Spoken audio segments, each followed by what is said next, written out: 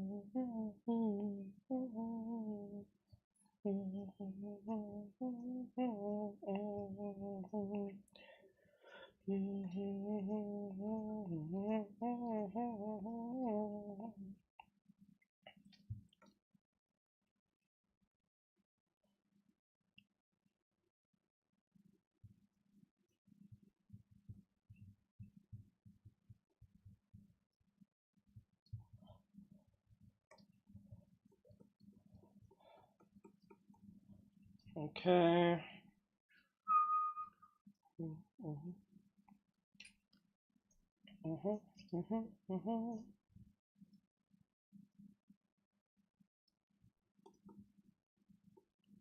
Botrix.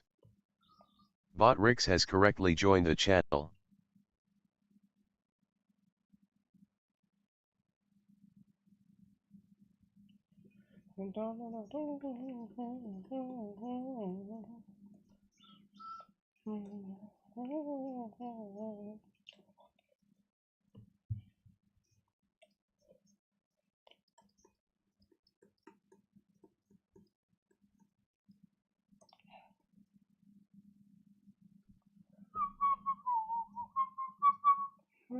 Hello, Gato. How goes it?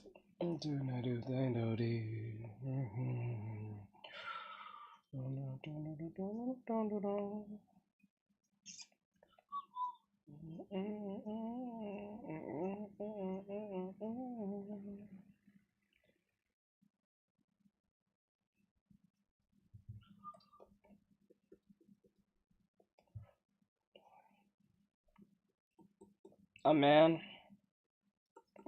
Are you scared that I'm drawing a man?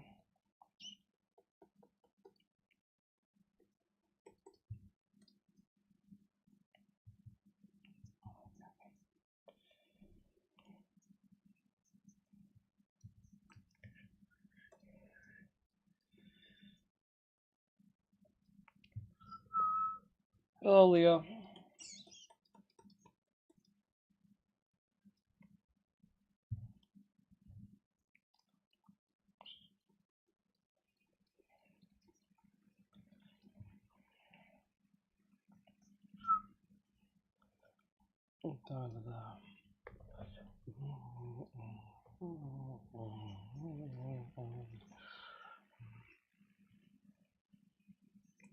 Why are you drawing a guy? Why not? And plus, I'm getting paid to do this, so. I don't always have to draw women all the time, you know.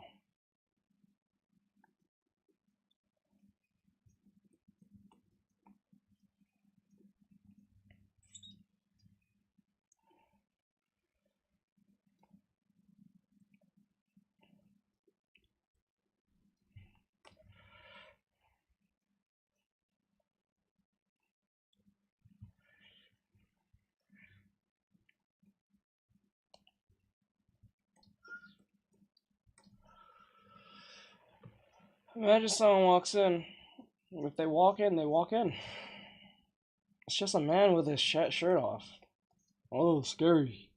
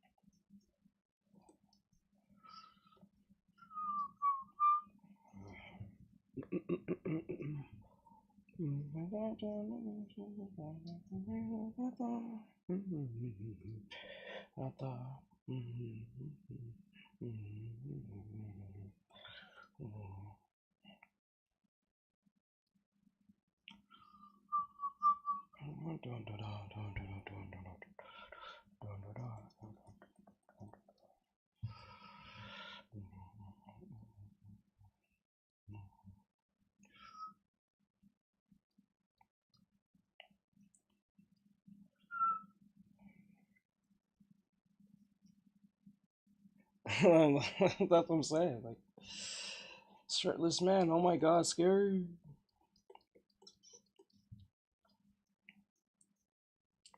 Oh, the tragedy.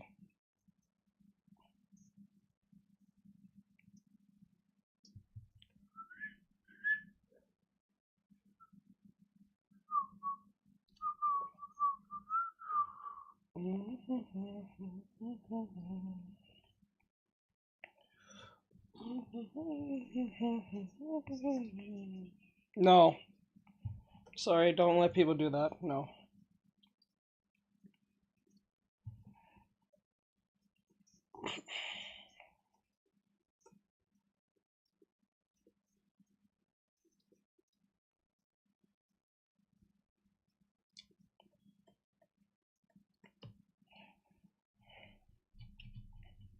I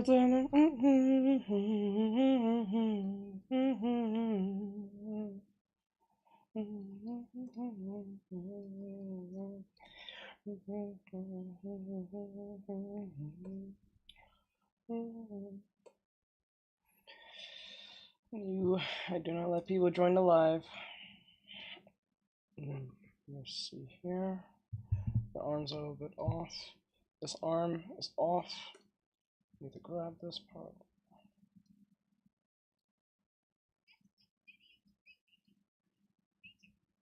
I guess.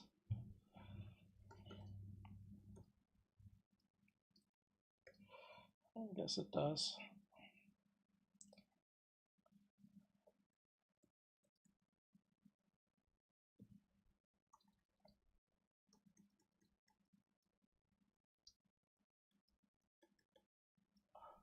Okay.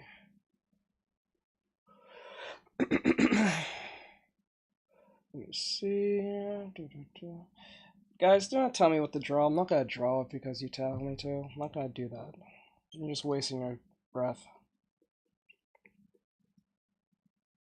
I'm doing this for a client, so it's pointless to tell me what to draw.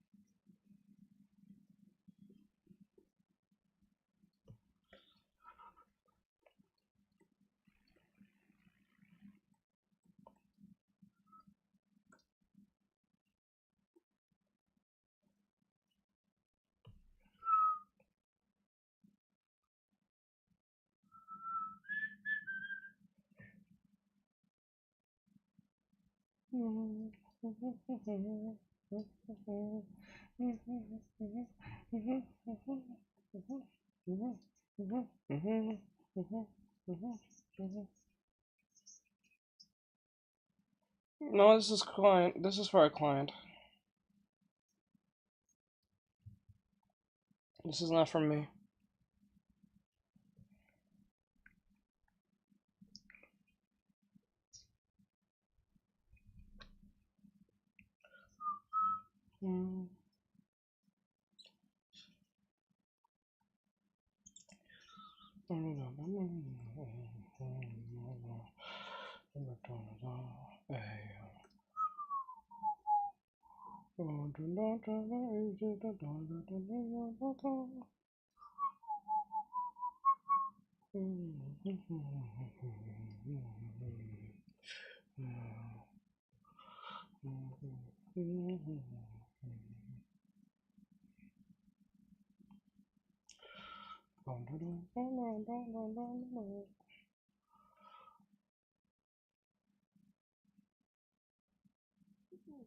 That's pretty cool. You made your own anime.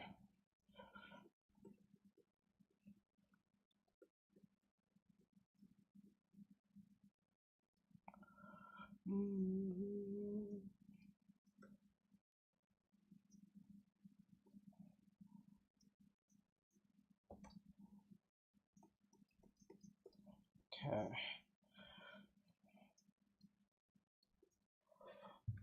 That's good enough for the rough. I think. Hold on. I don't think it looks correct. About here. And then this part here is off.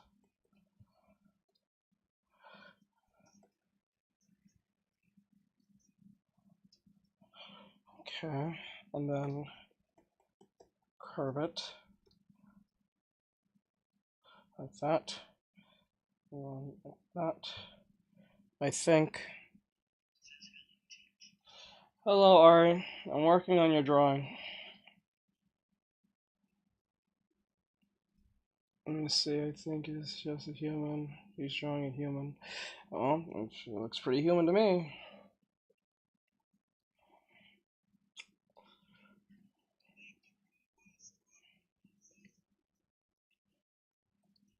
Guess so.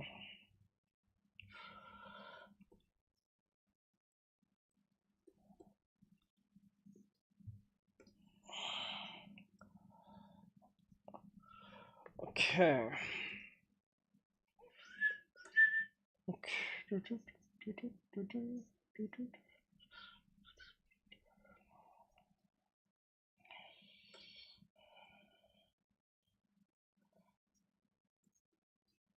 Okay. This part here shouldn't be so square. And more triangle based on the angle. It's. Oh, okay, it's too. Okay. Arian. My original goal when I drew him was to look a bit like a gangster leader. So you can adjust him if you'd like. Okay. Beaming face with smiling eyes. Okay. Hello. Farby. I can never say your name right. I think it's Farby.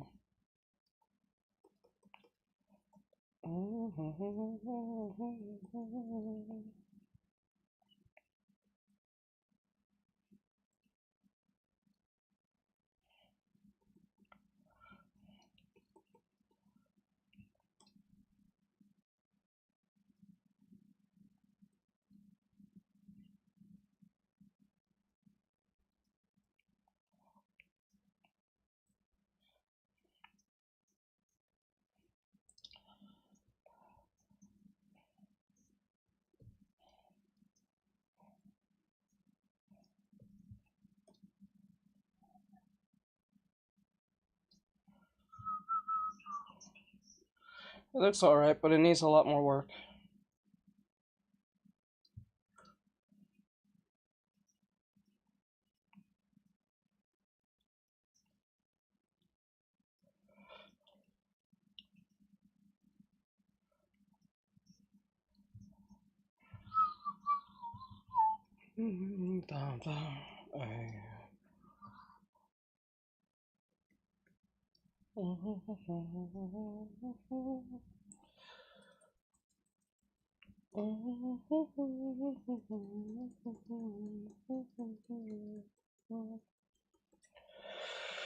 Okay.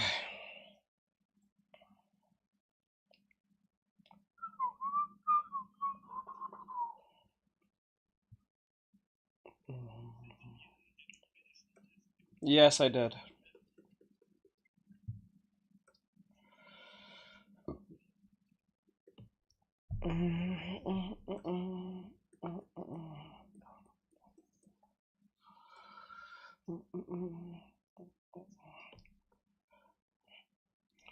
I finished the last one. The other one we did yesterday.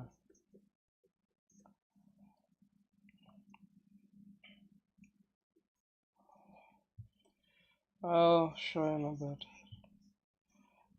It's going alright.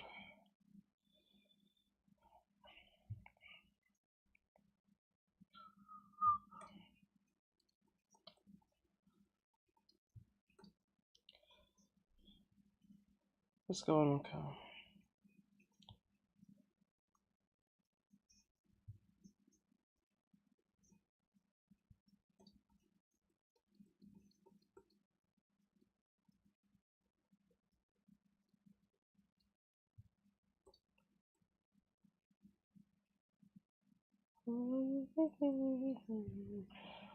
I'll show you in a bit.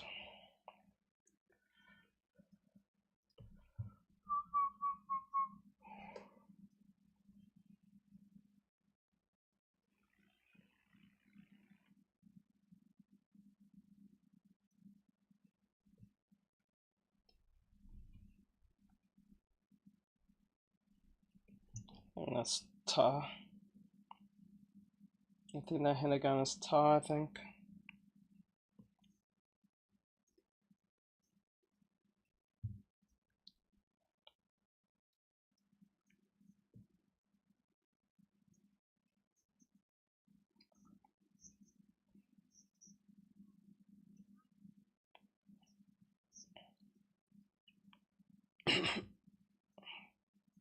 Throwing stars.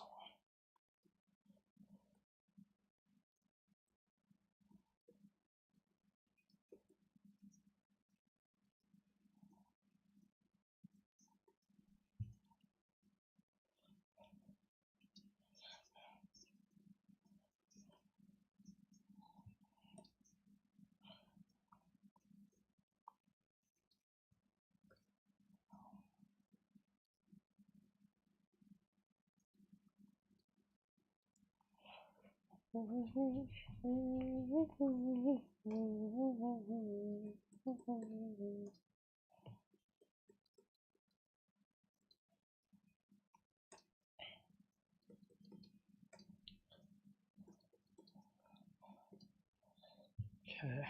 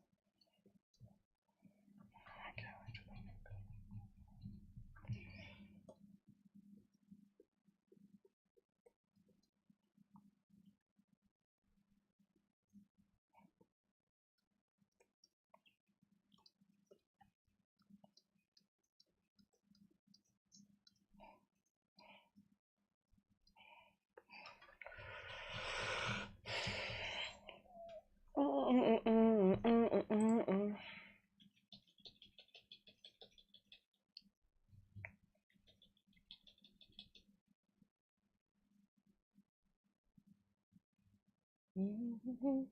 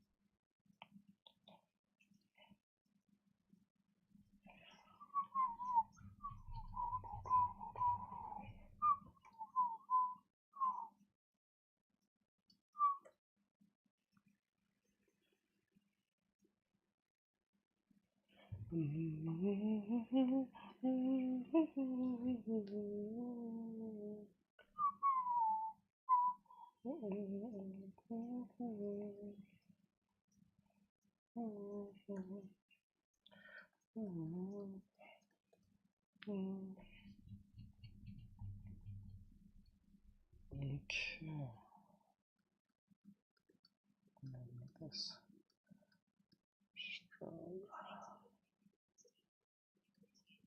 Yeah, no problem. No problem.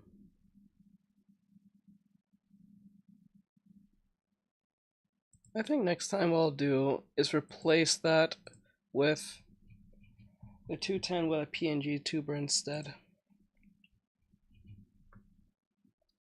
I might do that instead. I might change that. Just makes more sense.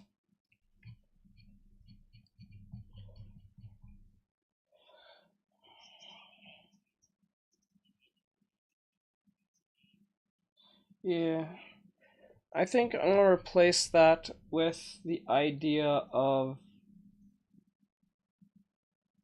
why would I invite some weirdo I don't know? What the fuck? What kind of suggestion is that, TikTok? I think next time I'm just going to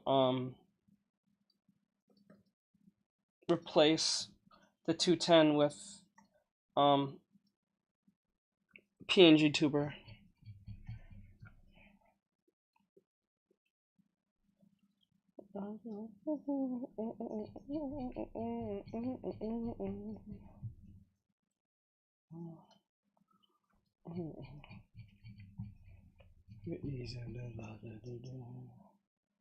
Yes.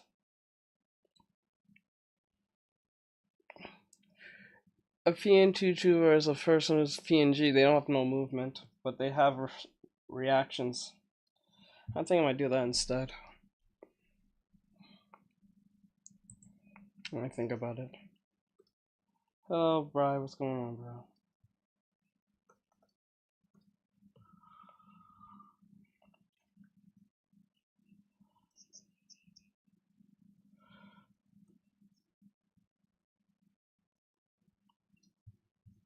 I think they're pretty easy to produce anyway.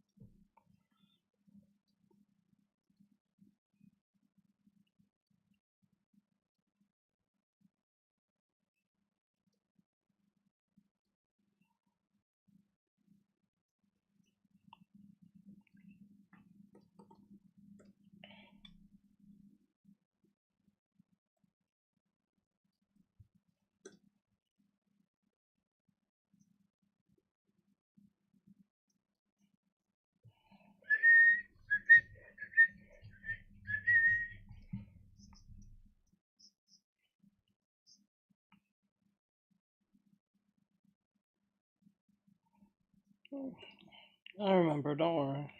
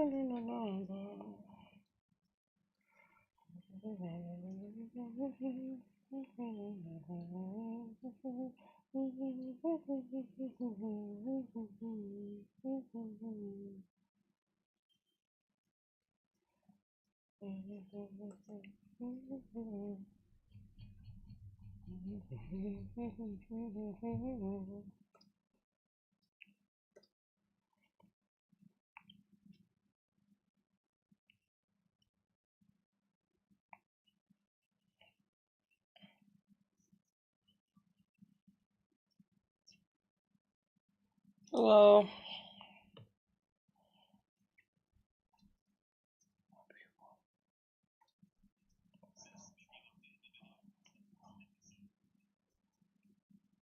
You watched it? I gotta get around to watching it. I might do it tonight.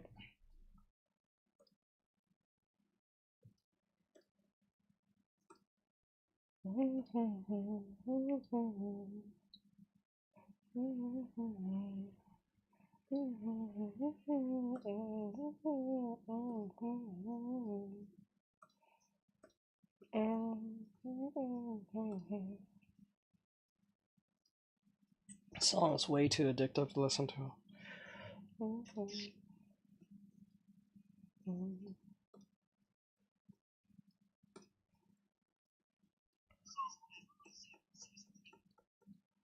Season 3 is out already? Okay. I gotta get around to that too.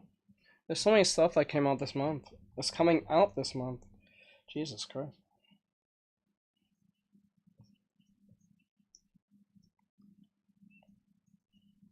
Hmm.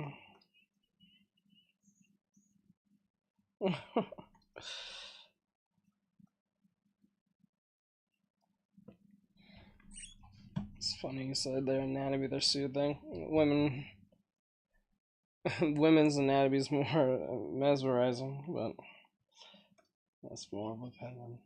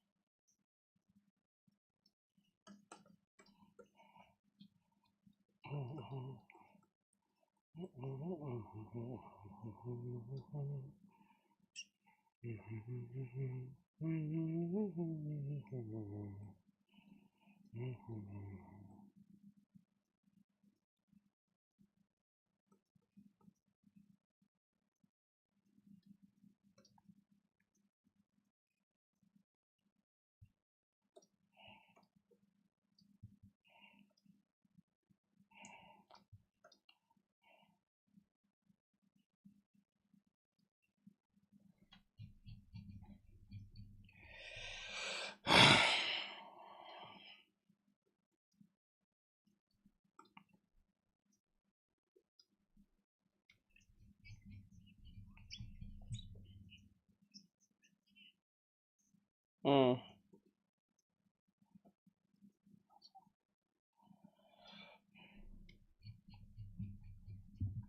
Where?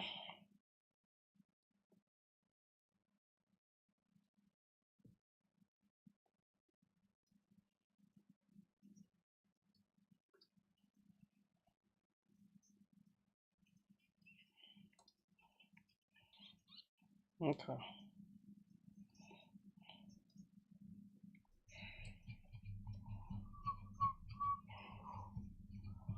Face is looking too fat. Pull this back.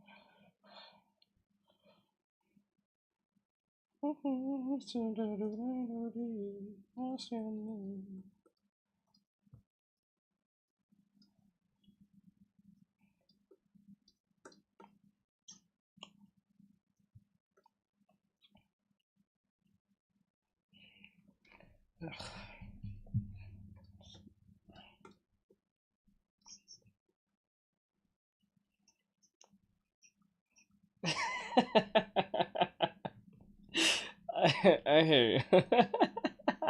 You can probably hear my headphones.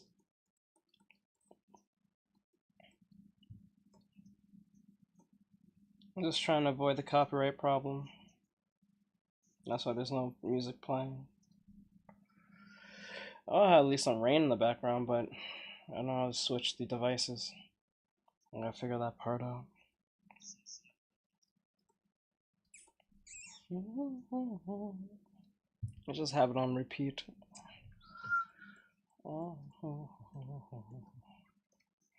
It's just sad. That's satisfying to listen to.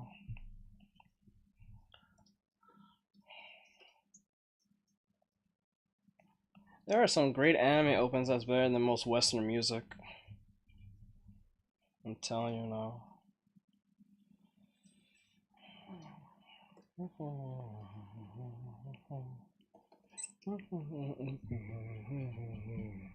To me.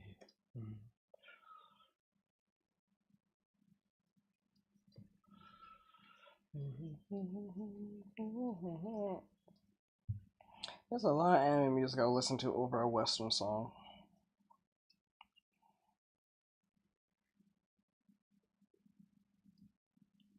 It just slaps differently.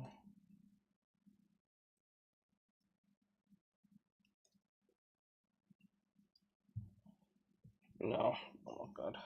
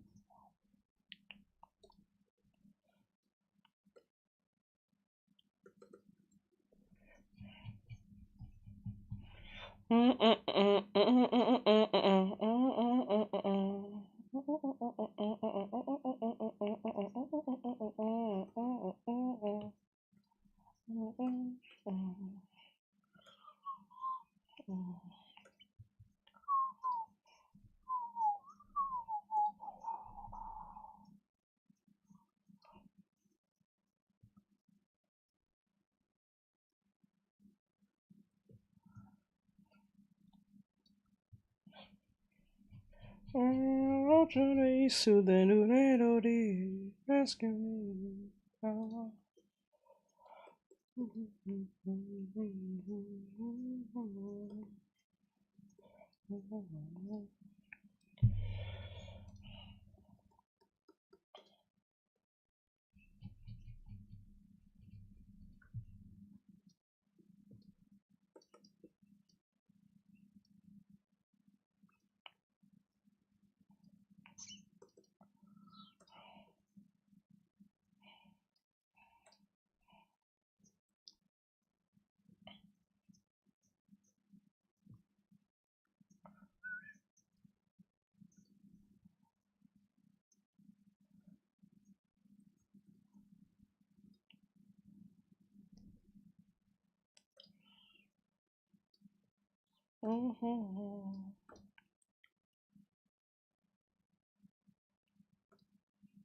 I know nothing about the Haunted Mansion.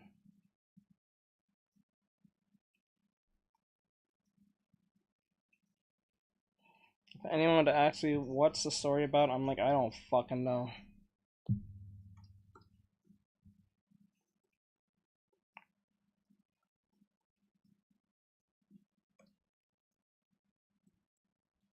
I just knew the Haunted Mansion from the Eddie Murphy version.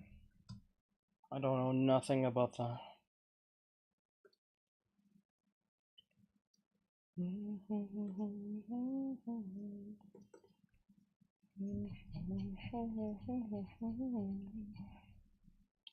The eyes are still a little off. Let's ground this, pull this up a little, make that line up. Hello, hon, how are you?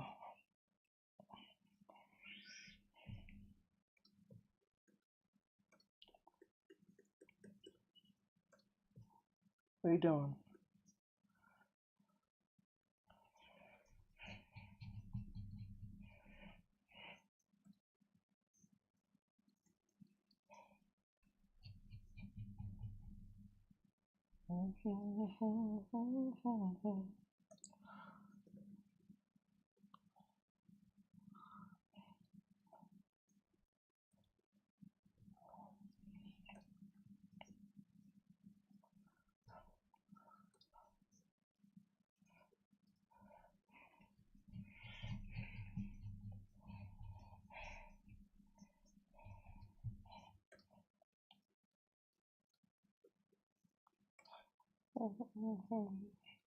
How was the first few episodes, Bri? Or at least the first episode, at least. How was it?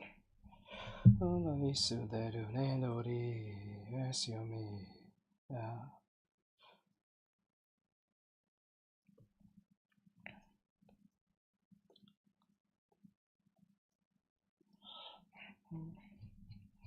Okay, there we go.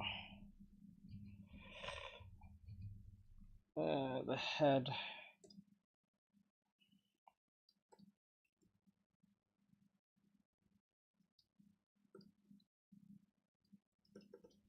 That was a lot better. Okay.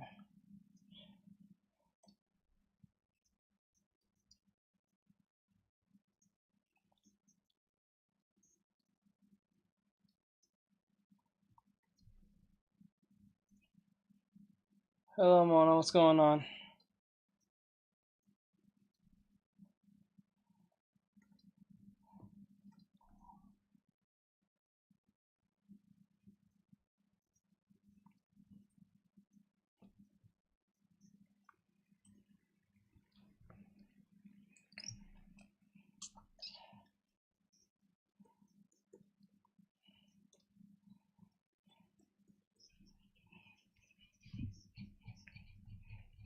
Yeah, I'm just finishing off this commission.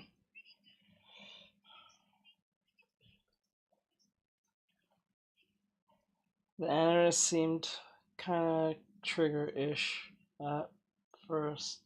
Not a complaint. Okay. I want your opinion on this, bro. Do you think the anime will do the manga justice, given the art style and how intense the manga is? Cause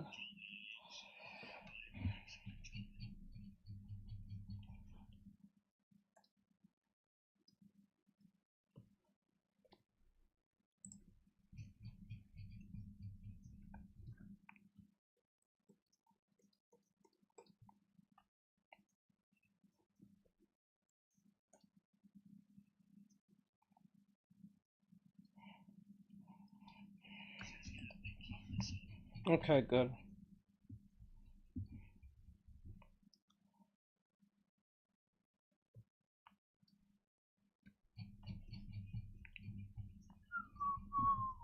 About anime, has anyone seen Dear Friend? No, I have not watched it.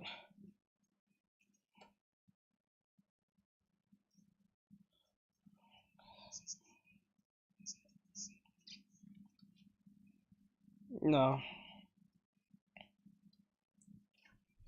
I have not actually seen it. A lot of people say it's not as epic as people make it out to be. Because like they said it focuses too much on like internet culture, too hard. And it kind of kills the, I guess, the fun. But I have not seen it yet. I was meaning to watch it, but I keep putting it off. I keep putting everything off because I have to keep making content and making work.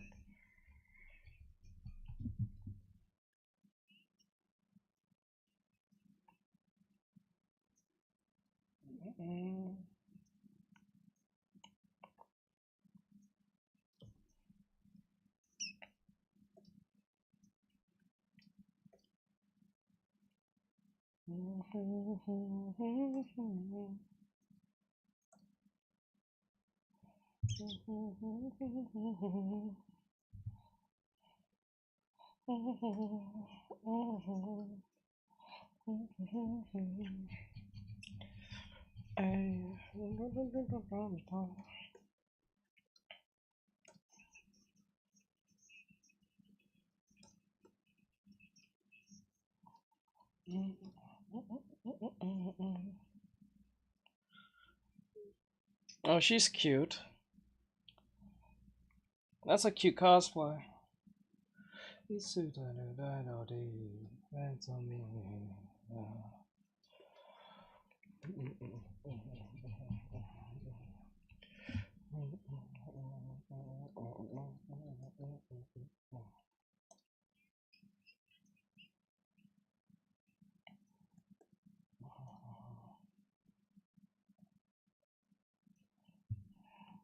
see here.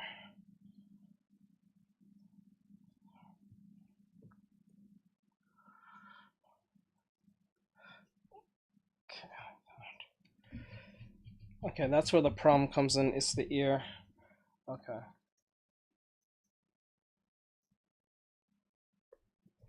I gotta fix that ear later.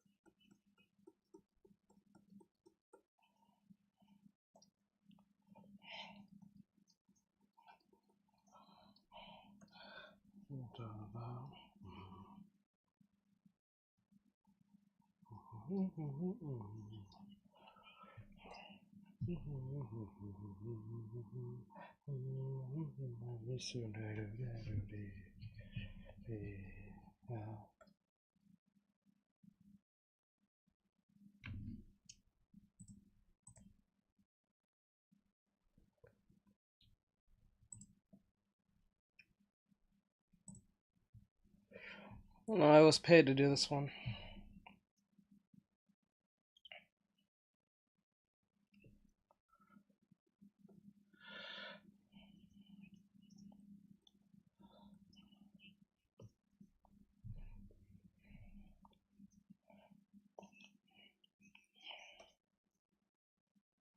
A bunch of people asked me why am I drawing a man, and then they started asking what my orientation was because I was drawing a man shirtless. I'm like, bro, are you kidding me? Like, bro, Are you kidding me? I'm like, bro, I haven't drawn a man in a while, and then I finally draw a man. My orientation's in question. You can't win with this shit, bro. And then when I draw a female, when I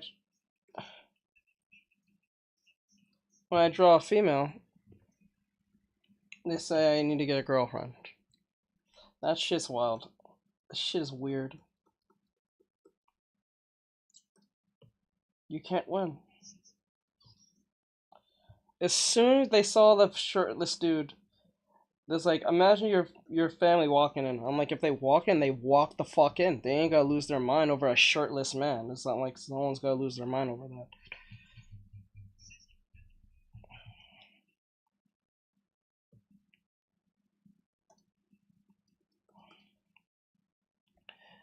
And I'm pretty sure they'll say.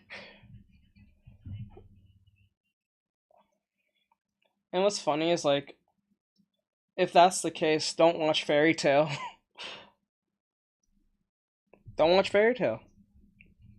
Don't watch it because every time Gray's on screen, he's shirtless. Don't watch One Piece because there's several times that Zoro has been shirtless.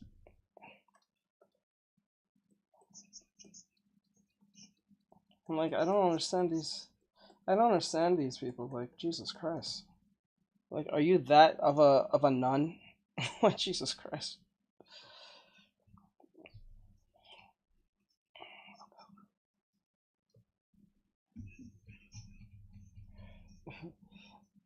Yeah, or any shonen. Thank God. Like, don't watch Demon Slayer. There's a shirtless part where the boys are doing a training sequence. Don't watch My Hero Academia. There's many times that Deku's have been out with a shirt and he fought.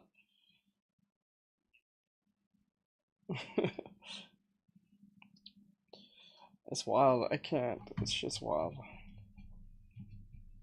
Hello, I'm back. What's up, CIA? Oh, saw the hair, and I was like, oh my god, Shanks. No, I'm not doing Shanks. I'm not drawing, no. I don't really do fan arts like that anymore.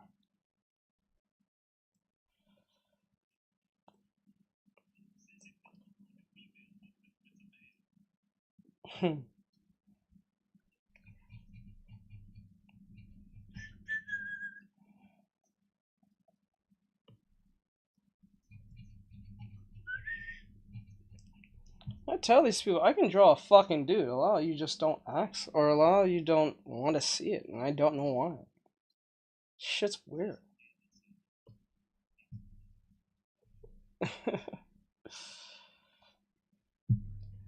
It's just wild, man.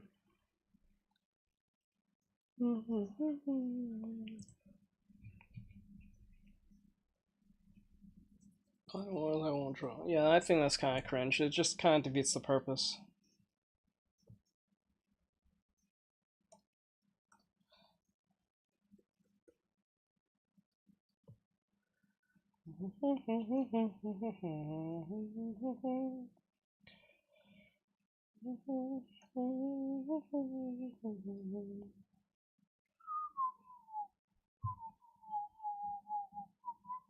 Oh shit, no. We're not doing this. We're not playing this again. That shit pissed me off the other day.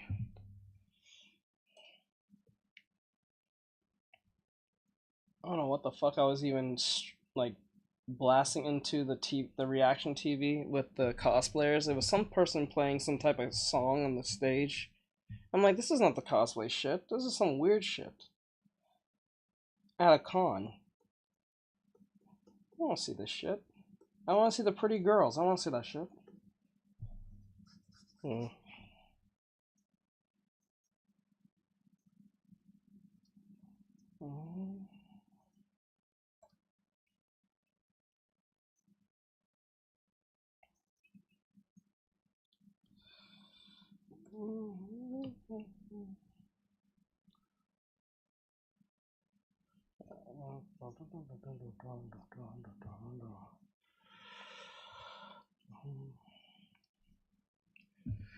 Awesome. Thank you. Hello, Book. Is that name Book? If I'm saying that right, Book.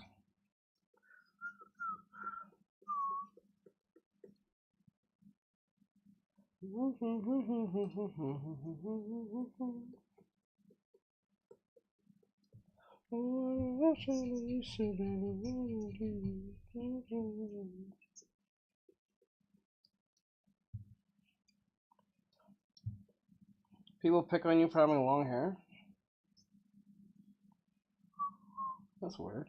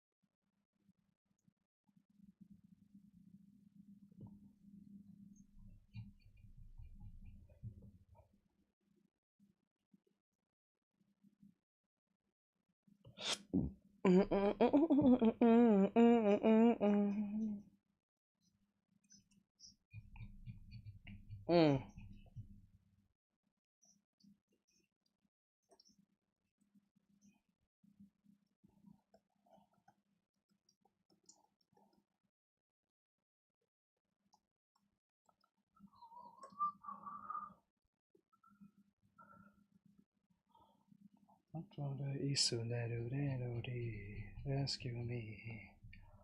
Night muscles, thank you.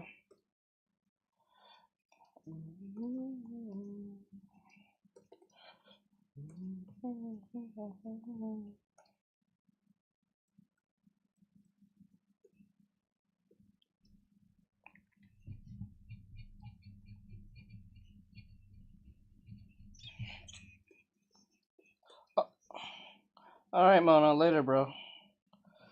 Have an awesome night. Laters.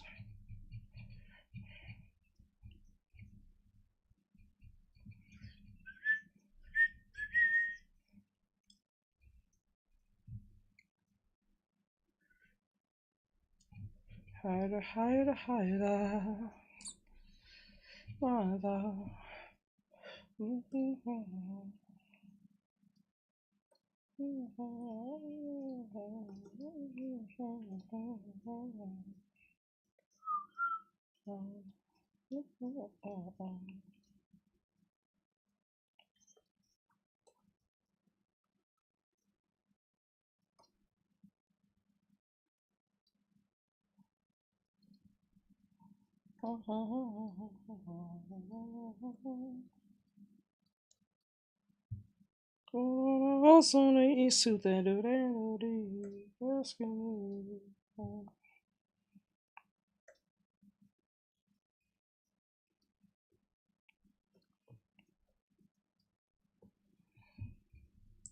I reason I have this song on repeat, not only that I like it, but it keeps me motivated to draw. Don't know why.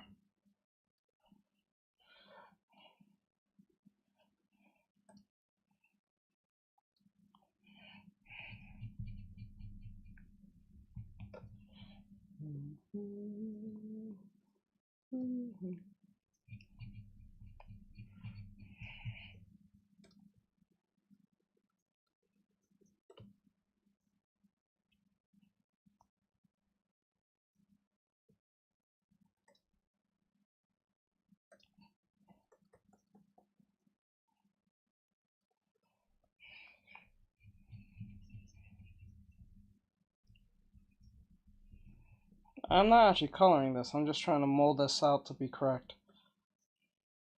That's nice to know.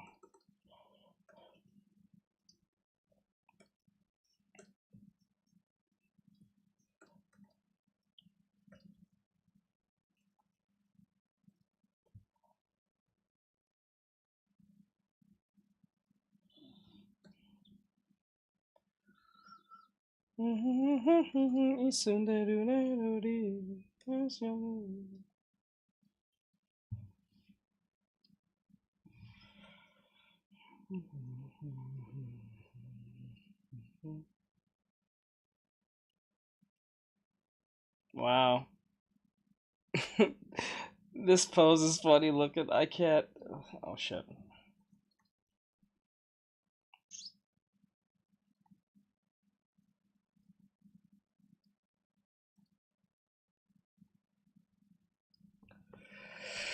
Okay.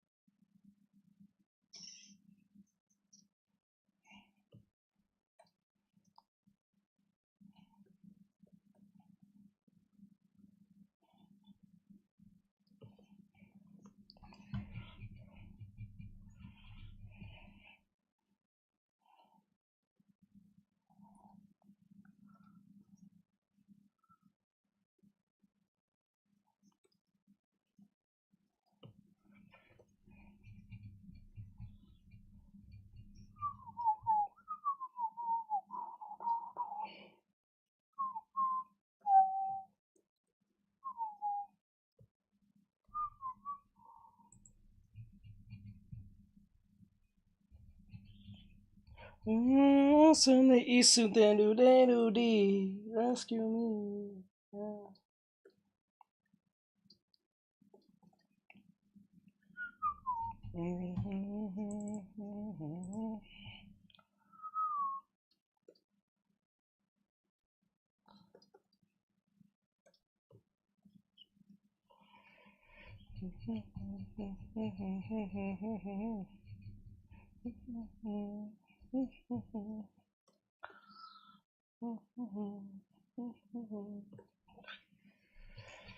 Okay, now I think what we're gonna do is start defining the hair. But before I do that, let me get this. I think this is needs a little more bump here.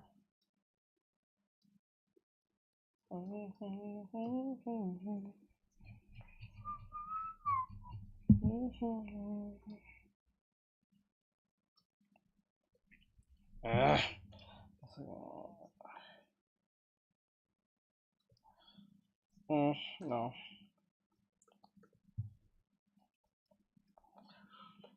Too rounded, but we'll fix it.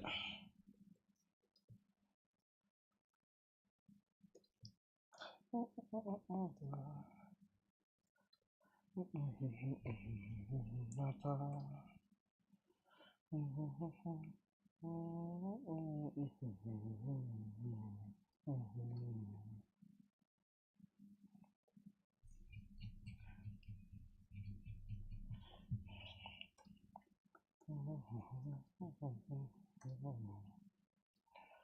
there we go.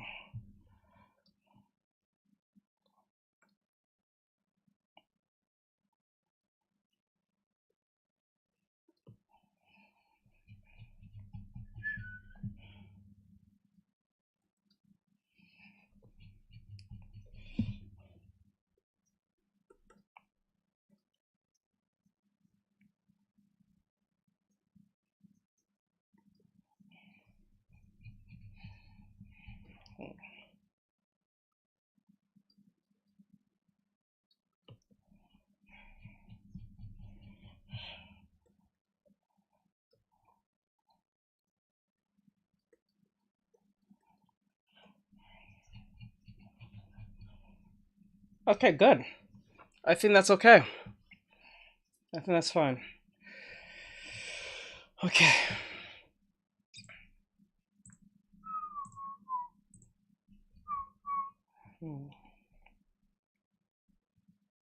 You are an inspiration to me. Oh, I'm sorry. Oh, that's cool. Thank you. Didn't see that one coming. Isute New de rescue me. Oh. Okay. What am I looking for? Oh, I remember now. A lot of people don't ask for men. Why do you think I draw women? You said how many people are in here? 5. On TikTok, 7. If I was drawing some sexy anime girl, it would be a whole different story. Because yesterday when I was drawing a girl, I was getting a bunch of follows and likes. Some people came on Twitch. It tells you something.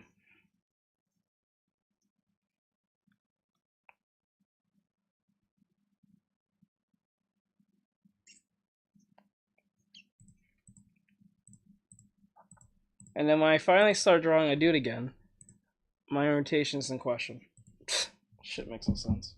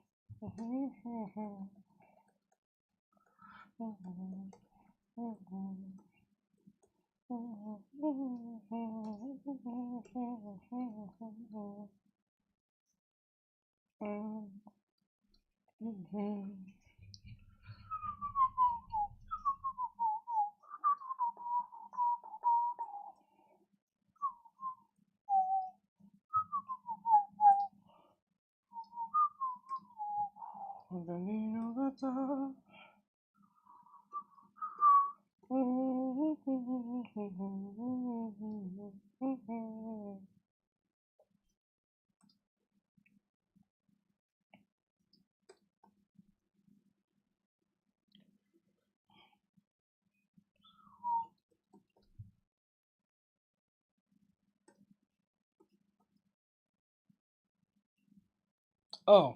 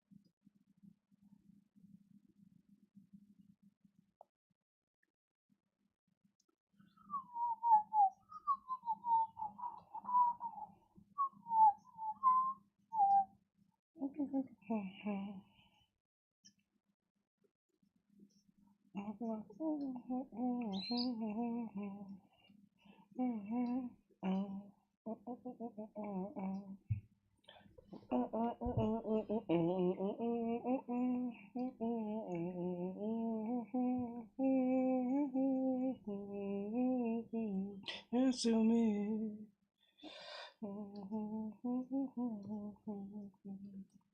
What's with all the love?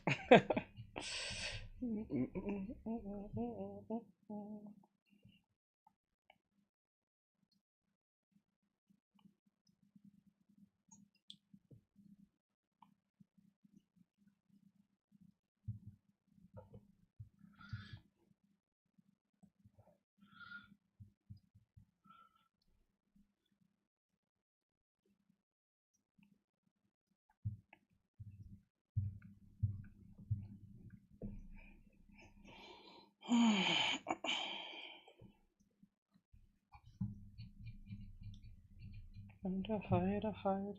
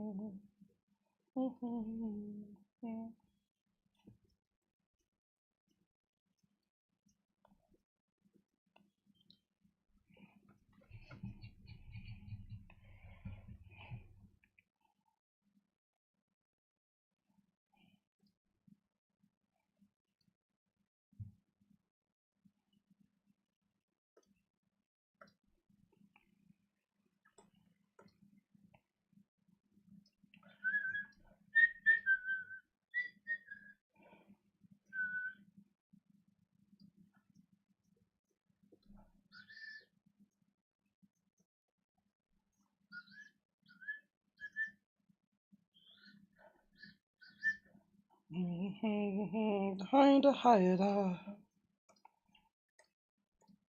Hide,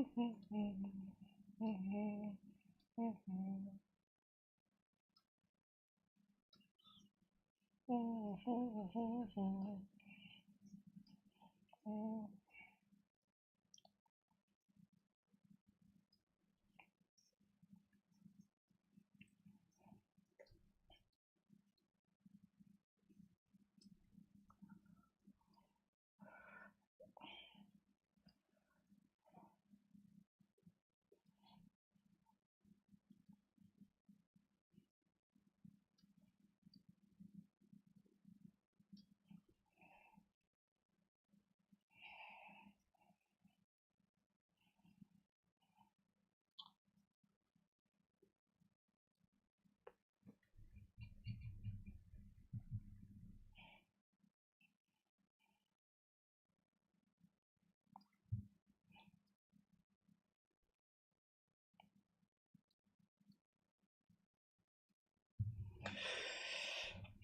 Not gonna lie, this one goes pretty hard. I'm not gonna lie.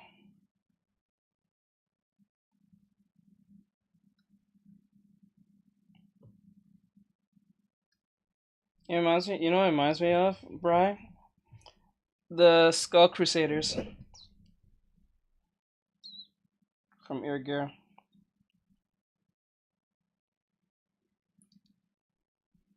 I think it was Skull Crusaders. Was that what it's called? Or Bleach. I think the Hollow Pass. Hollow Pass?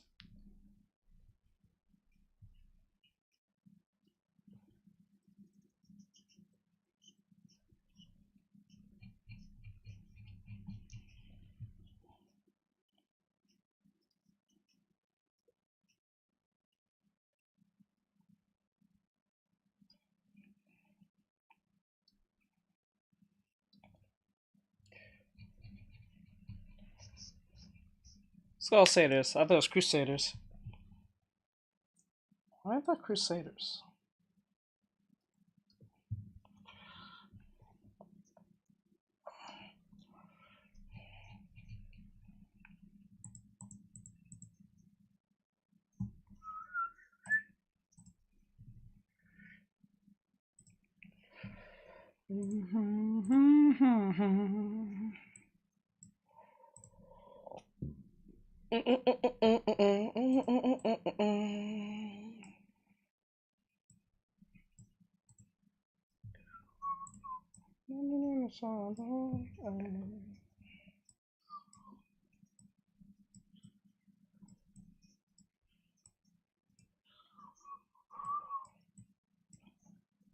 Hey, what the Beatles had about?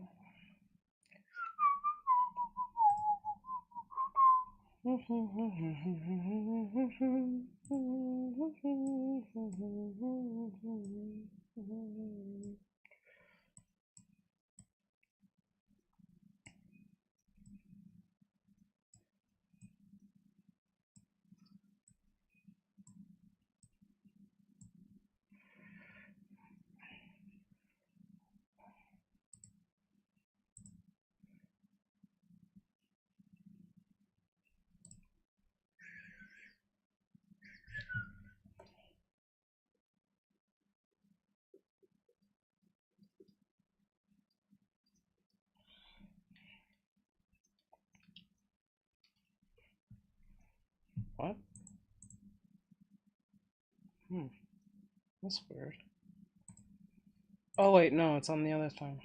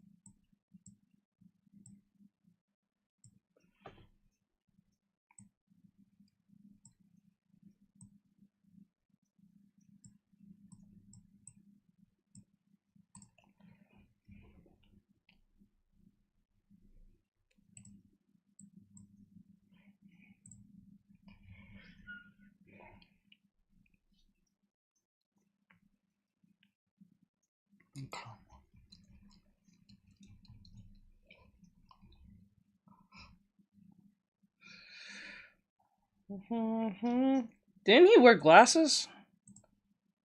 Doesn't he wear glasses? Ari?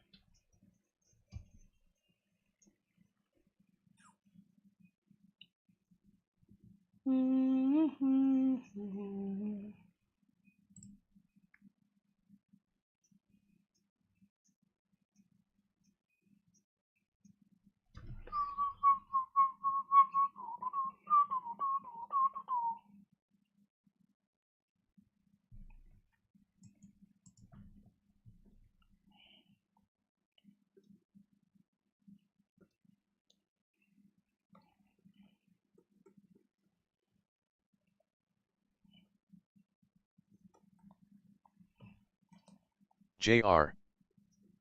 Hey, what's going on? Hey bro, what's going on? Not much. Just finish this commission.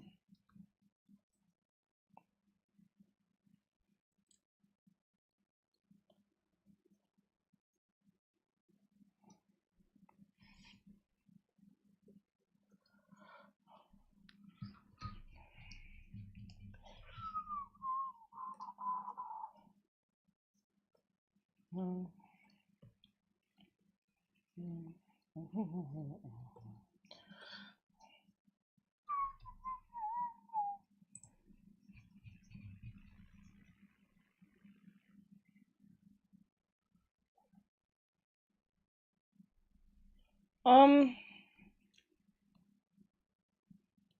Uh.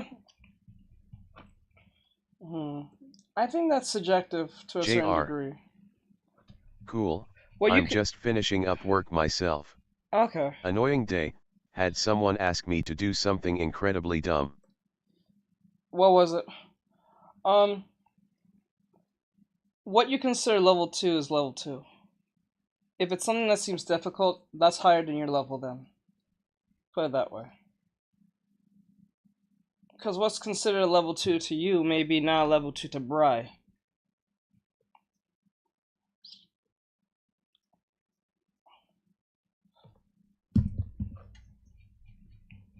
So it's subjective.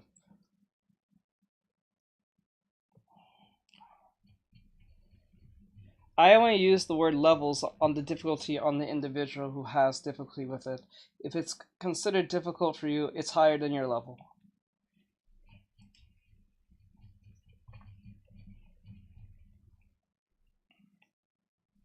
Back, I was eating dinner. Okay.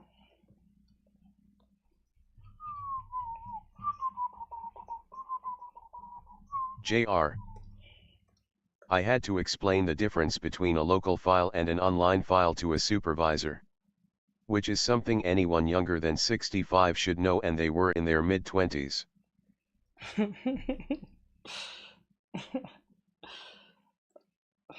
You have to explain a local file and an online file to the supervisor, which is something, you know, you know. I you know what? I wanna play some. I wanna play something for you, Jr. Something that came up the other day. I was not gonna do a reaction on it, but I might as well do it. It was from Edemion. And I think this is exactly what you was chalking up the other day when I was talking to you about the whole DEI problem. I think it was this one. Guys, as I'm working, come over here. We're gonna do a reaction real quick. Do you have time to be on, JR, or no?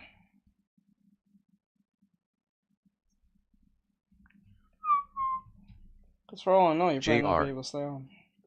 Bro asked me to collaborate on something which I would have had to download. I had to hold myself back from calling them a moron, and just apologize for the confusion before explaining it. Yeah.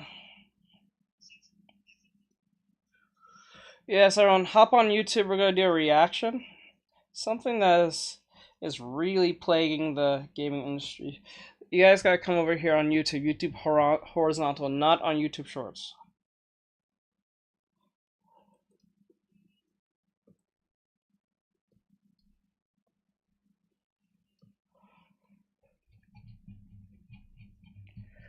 Okay.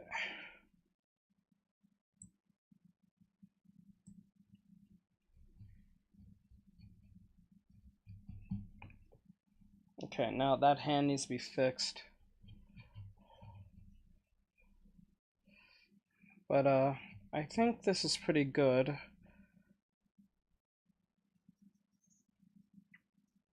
Oh, he has a beard? Oh, okay, he has a beard. I didn't know that. Okay.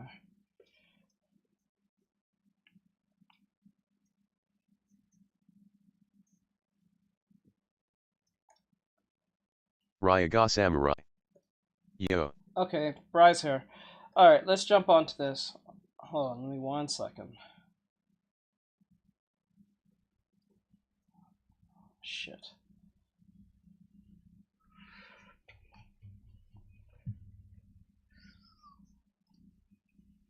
Oh, he doesn't wear glasses, thank God. I thought he did. Alright, I'm gonna stop this music playing in my ear.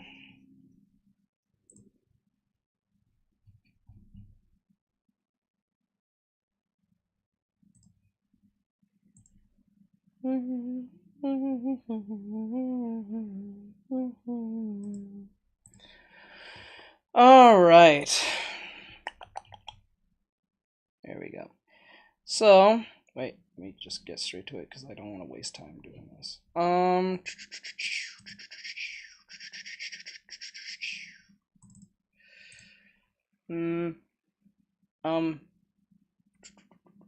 Here it is. Alright, so this is a Demion for those who are here. He's going to talk about the Insider Exposes, Assassin's Creed Shadows, and Ghost of Yotei. Jin Sakai, I think I'm saying it right, erased Yosuke woke backlash. So let's see what Demion has to say about this and what information he has. I think this was one of the most telling ones, what's going on in the gaming industry. I think even JR has mentioned this many times based on his experience with other people. JR. So. Sorry, some reason Nightbot nuked my reply.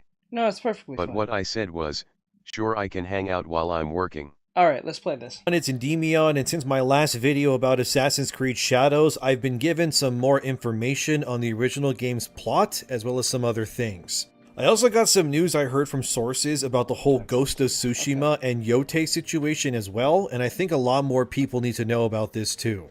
Firstly, let me start with what I was told recently. I was contacted by someone who worked on the original version of Assassin's Creed Shadows, and they laid out to me what the story was before it was eventually scrapped by Ubisoft for the Yasuke story. Originally, the plot of Shadows was supposed to surround a piece of Eden like other games called the Sword of Eden. It was an Isu artifact like the apple or the staff in Odyssey, but this sword would corrupt its wielders with power and then give them dominion over others.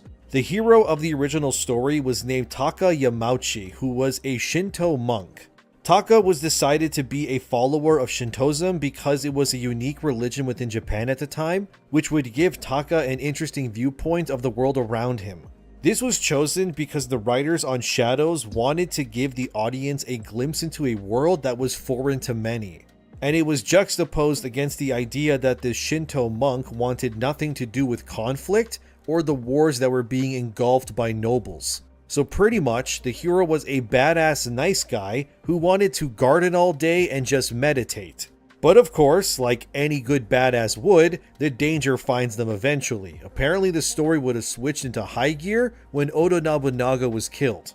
In case you don't know, in real life events, Oda Nobunaga was a famous lord that was murdered by his own trusted general named Akechi Mitsuhide. In the new version of Shadows, Yasuke was a slave that is bought by Oda from the Jesuits when they come to Japan. And the very little details of the real life aspects of Yasuke that we do know, at least we do know that he did carry Oda's tools around and he would dance like watch the YouTube video and the tick on Twitch. Come over here on Twitch and YouTube if you want to see what we're talking about. Fool in front of his guests because Yasuke's skin was black and he was a very large man. Was Oda Nobunaga racist towards Yasuke in this sense?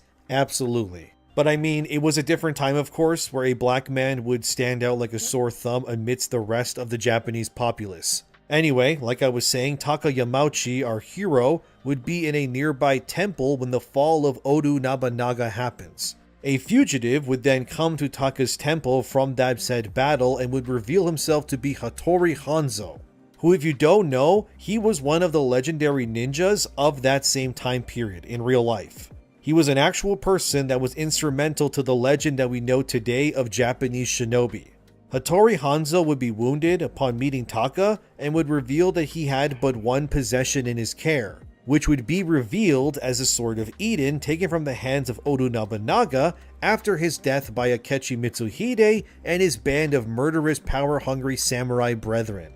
Akechi Mitsuhide would announce that Hattori Hanzo was a traitor for stealing the sword, pinning the whole murder of Oda Nobunaga on him and using the confusion of the chaos of his lord's death to make it seem like Akechi was not the one who landed the killing blow.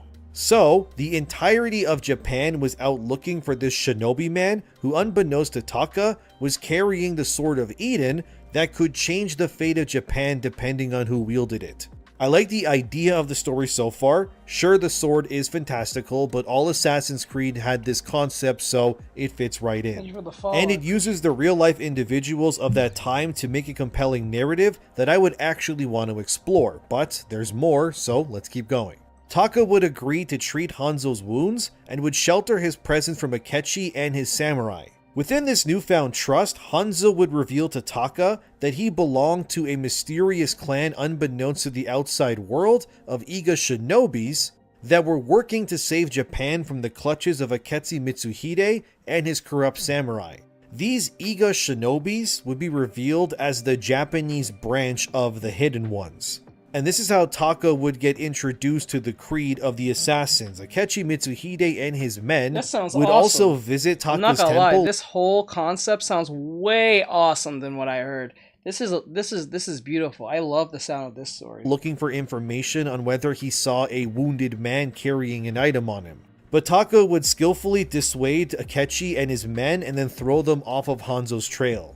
I don't know if Hanzo would die or not in this story, but apparently one of the big branching narratives was going to be Taka going against Toyotomi Hideyoshi, who in real life was a peasant-born man who would eventually rise to become the regent of Japan and was considered the second great unifier of the country. JR. He was also considered one of the most— Yeah, this is what fans originally asked for until it went woke. Yep, this is beautiful. I like this story.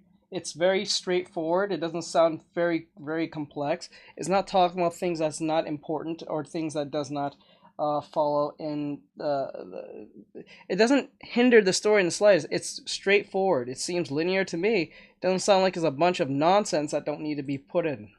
I have no problem with this story. I wish they went with this. They would have made mad money with this. Most influential and powerful men in Japanese history, and was directly tied to Oda Nobunaga during his reign before Akechi Mitsuhide murdered him in revenge. At some point in the story, as I was told, this Toyotomi Hideyoshi would come into possession of the Sword of Eden himself, and he would then use it to sway the people of Japan to his side, and Taka, now a part of the Iga Shinobi's Hidden Ones, would be waging a secret war against Toyotomi and Akechi in order to secure the sword and ensure Japan was freed of this but these studios got outed as having zero internal talent because they're all he's gonna get to that. hires. Yeah, she's gonna get to that. So they outsource everything to white male contractors. Yeah, he's gonna mention that part. He didn't even get halfway. He's just getting to this part. He's gonna get to that part. That's what caught my eye on that one. samurai rule. Caught my ear. Apparently, Toyotomi would refer I to heard himself as the Demon King of the Six Heavens, and was clearly becoming corrupted by the Isu technology JR. within the Sword of Eden that was And then warping they his give mind, no credit to and the would contractors. Yeah, that's wild. likely turn him into an untrustworthy madman who would think that everyone was out to get him.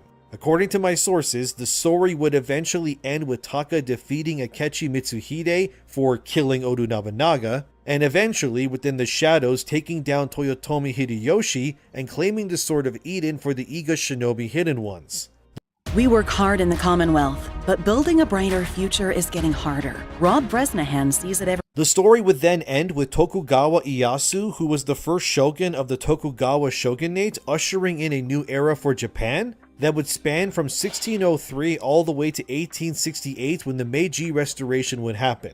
Like Toyotomi, Tokugawa was also considered one of the great unifiers of Japan. But from what I understand from this story, Tokugawa Ieyasu would not use the Sword of Eden to control the people of Japan. Instead, he would use charity and community to usher in a new era for Japan. The story would have ended with the Shinto monk named Taka Yamauchi fading into the shadows with the Hidden Ones to conceal the Sword of Eden so that it may never be used by another madman ever again. It was a classic story in terms of Assassin's Creed, I know, but I think it fits perfectly into what these games were about in my opinion. According to my sources, which I asked if I was able to tell their experiences while working with Ubisoft, they said it was fine, so I'll tell you that now. They said they were very quickly flown out to Japan after being hired by Ubisoft for this very ambitious project. They also took many notes while researching the historical period, and they found navigating a foreign city to be very challenging to do at the time. On the weekends, they said that they were taken to various temples and shrines and were shown concepts like Shinto purification hand cleaning rituals and shrines that existed between modern day skyscrapers. They also told me they are still mad to this day that Ubisoft was willing to invest so much time and money into what they were calling a bad mobile game over their AAA Japanese Assassin's Creed game that they were also co-developing. I assume they meant the upcoming Assassin's Creed Jade game, which if you don't know is a Chinese-led Assassin's Creed game that is made in tandem with Tencent. Wow. Apparently the story that was written by these original writers involving Taka Yamauchi, the Sword of Eden and all of that, was heavily scrutinized by the Shadows head development team.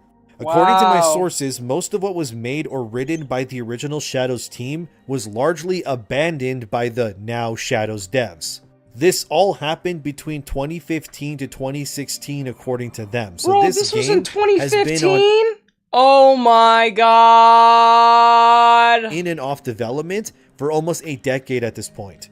My source also told me they did hear that the bulk of the story and direction was changed during 2020, like I previously mentioned in my other video. And they do believe that the political climate of that time, including George Floyd and the Black Lives Matter movement, did lead to Yasuke being inserted over Taka Yamauchi. That was a dumb thing they did. So when my previous sources told me that they saw a fully created Japanese male protagonist, I can only assume that what they saw was indeed Taka Yamauchi as he was intended to be shown in the game. According to one of my sources, the reason why Taka's story was rejected was because the narrative designers at Ubisoft didn't want Shadows to be a piece of Eden of the Week story again like other games. As of now JR. though, I am not being told Walkies haven't updated their woke software since 2016. They just got stuck there.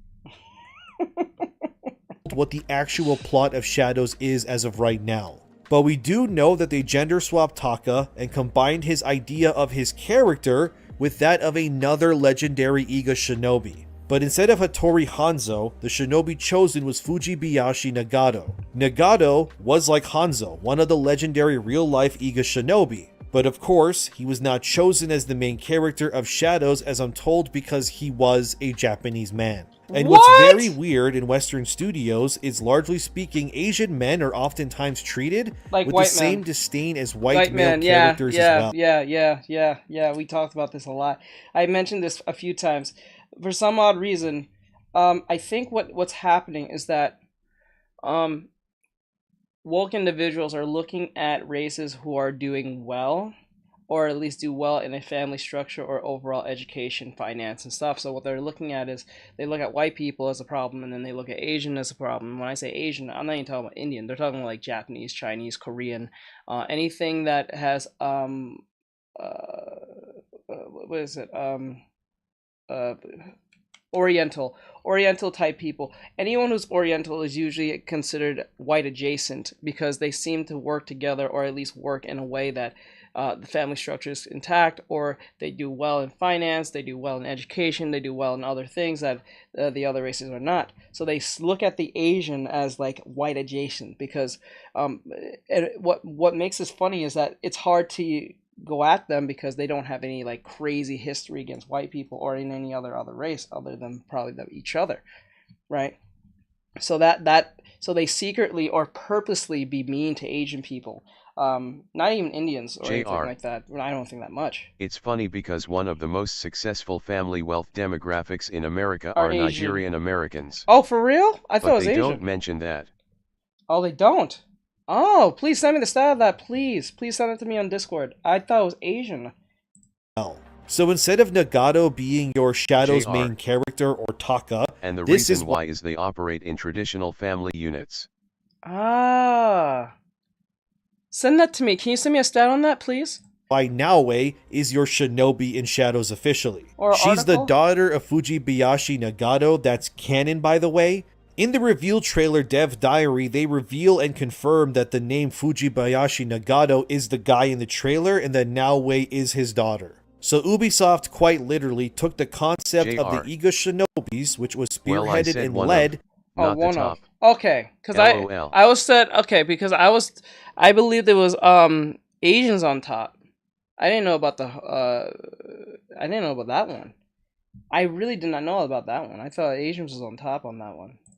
By legendary male ninjas, and when screw all of that, they don't matter anymore. Instead, here's Naoe because women are better apparently. As district attorney for York County, Dave Sunday took on gangs and violent... As I said in my previous video, Ubisoft wanted women to rule the gaming industry both within dev teams and representation in media as well.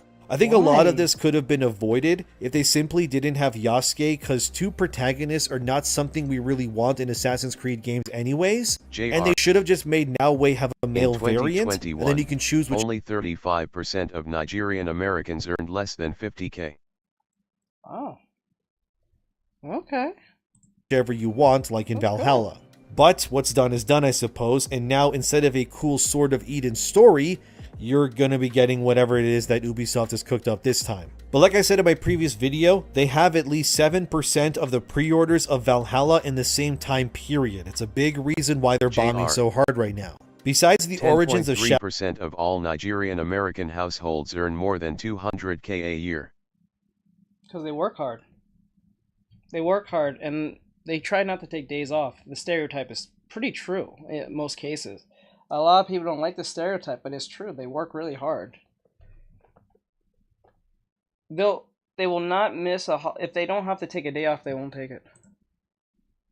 Shadows being revealed to me, another source told me that Ubisoft is reeling in terms of development as well. And they currently have, as my source told me, an abnormal amount of female developers in their studios, which is, yes, being done on purpose. What I was also told about Ubisoft, which was very stupid, is that in terms of the actual senior development leads working at Ubisoft natively, most of their actual talent is from contract work. And an alarming amount of these actual competent developers who usually work on these projects just to ensure they, you know, make it through the door are actually middle-aged white men. These contractors, as I'm told, which have spoken to many of my sources about their experiences not only at Ubisoft but other dev studios, is that there's a devastating lack of competence and actual talent at a lot of these Western studios these days. And essentially what is happening is these publishers will hire these senior devs that actually know what they're doing as contractors, so they don't have to display them amongst the other far less competent devs, which are mostly, as I'm being told, and don't shoot the messenger, alright? I'm just telling you what they're telling me. But these incompetent devs are mostly women and people who are diversity hires. So case Oh. Oh my god. I believe him. I believe him. I believe him wholeheartedly. I believe him. I believe it's true. I'm not even trying to be mean. I really believe what Demon's getting this information is true. Case in point, competent white male devs are contracted to work on these things, not necessarily in roles that allow them to, say, change the story or approve character designs or anything like that. Those decisions are almost exclusively decided by your typical woke Marxist left-leaning activists within these studios. But since when it comes to actually making the moronic ideas a reality being harder than they expected, they then contract these older white guys who likely make way more money off these publishers this way to make their stupid woke decisions an actual reality. So you end up with games. So the best JR. way to make money. I sent what you asked. All right. So the best way that I'll look at it. The best way to make money in the game industry, to make, I guess, the up right of mouth money, is not to be a part of a studio but be a contractor. I guess. I think that's like the best way, so you don't have to. Well, I guess that makes sense, right? Doesn't that make sense? To be more of a contractor than be part of an actual team. It's less headaches you have to deal with other people who are incompetent or stupid enough not to do what they're doing, so you don't have to, like, because I guess they ask you to do something specific, or they just ask you, can you fix this, and this, or can you do this, and this, and we'll pay you for this much, and then you're like, okay, I'll do it, blah, blah, blah, do it, knock it out of the way, take a few days, weeks, probably a month, I don't know, and then you get paid. You don't have to answer to any supervisor, you don't have to answer to anyone else. Yep, pretty much. It seems like that's what it is. What's wild about what I sent you is that you're gonna laugh when you see Indian American median income. Let me see. I'm gonna look at that right now.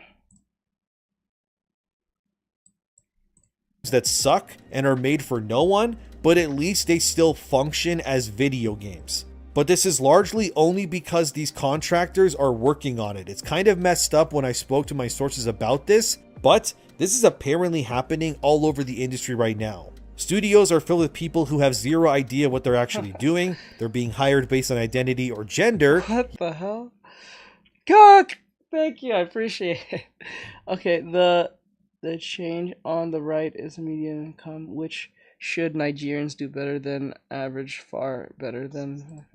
Oh my god, I believe this.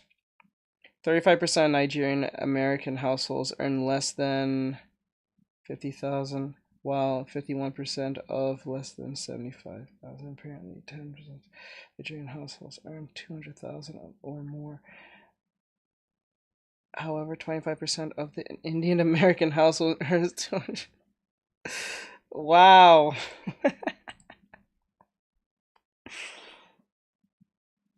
Oh, wow. Interesting. All USA. Nigerian, Ghanaian, white American. Wow. Jesus Christ. Yet when it comes to actually making things happen, well, it doesn't, according to my sources. In terms of what I heard about Ghost of Tsushima and Yote, it's actually far more bleak than I could imagine. Like Ubisoft and others, Sucker Punch also makes games in a way that my sources told me are called made by committee. Basically, these games are decided, then when the actual ideas come to what gets made and put into the game, it's almost like you have the heads of each department, if you will, at a round table, but not really. And family stability is what matters most in relation to your income. Yes, that's why. JR. That's why. That or casinos. This is why culture is very important. Traditions are very important. The family structure is very important. All these things are important. The idea of community being attached to, whether you're atheist or whether you're religious, having a form of tradition and culture and connection to your family, ancestors and stuff are very important. But the way they portray, or like woke people do this, they try to, what's right? They try to deconstruct this and make this like try to find any reason to make it into something that is vilified in some form.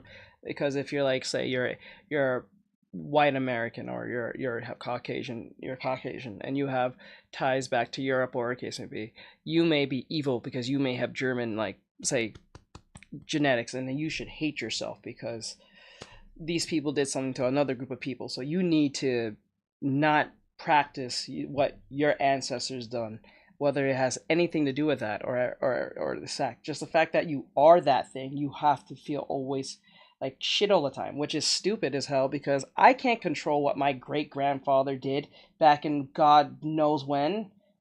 That doesn't make any sense.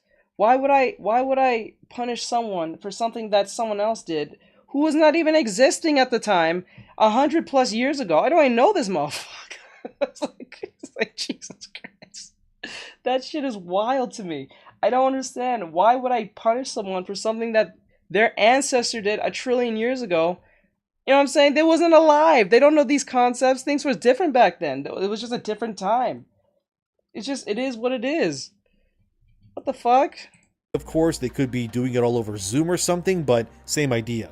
Anyway, they'll propose an idea like they'll say we want a male main character or a female one, and then the committee of devs will then say yes or no, and then they vote on what gets made. And this process is used for many, many different aspects of every single game being made right now. Like, we want more diversity, please vote yes or no. We want the story to push anti-white supremacy, say yes or no, etc. This way of making games, as I'm told, it leads to why a lot of activism nonsense makes its way into games these days.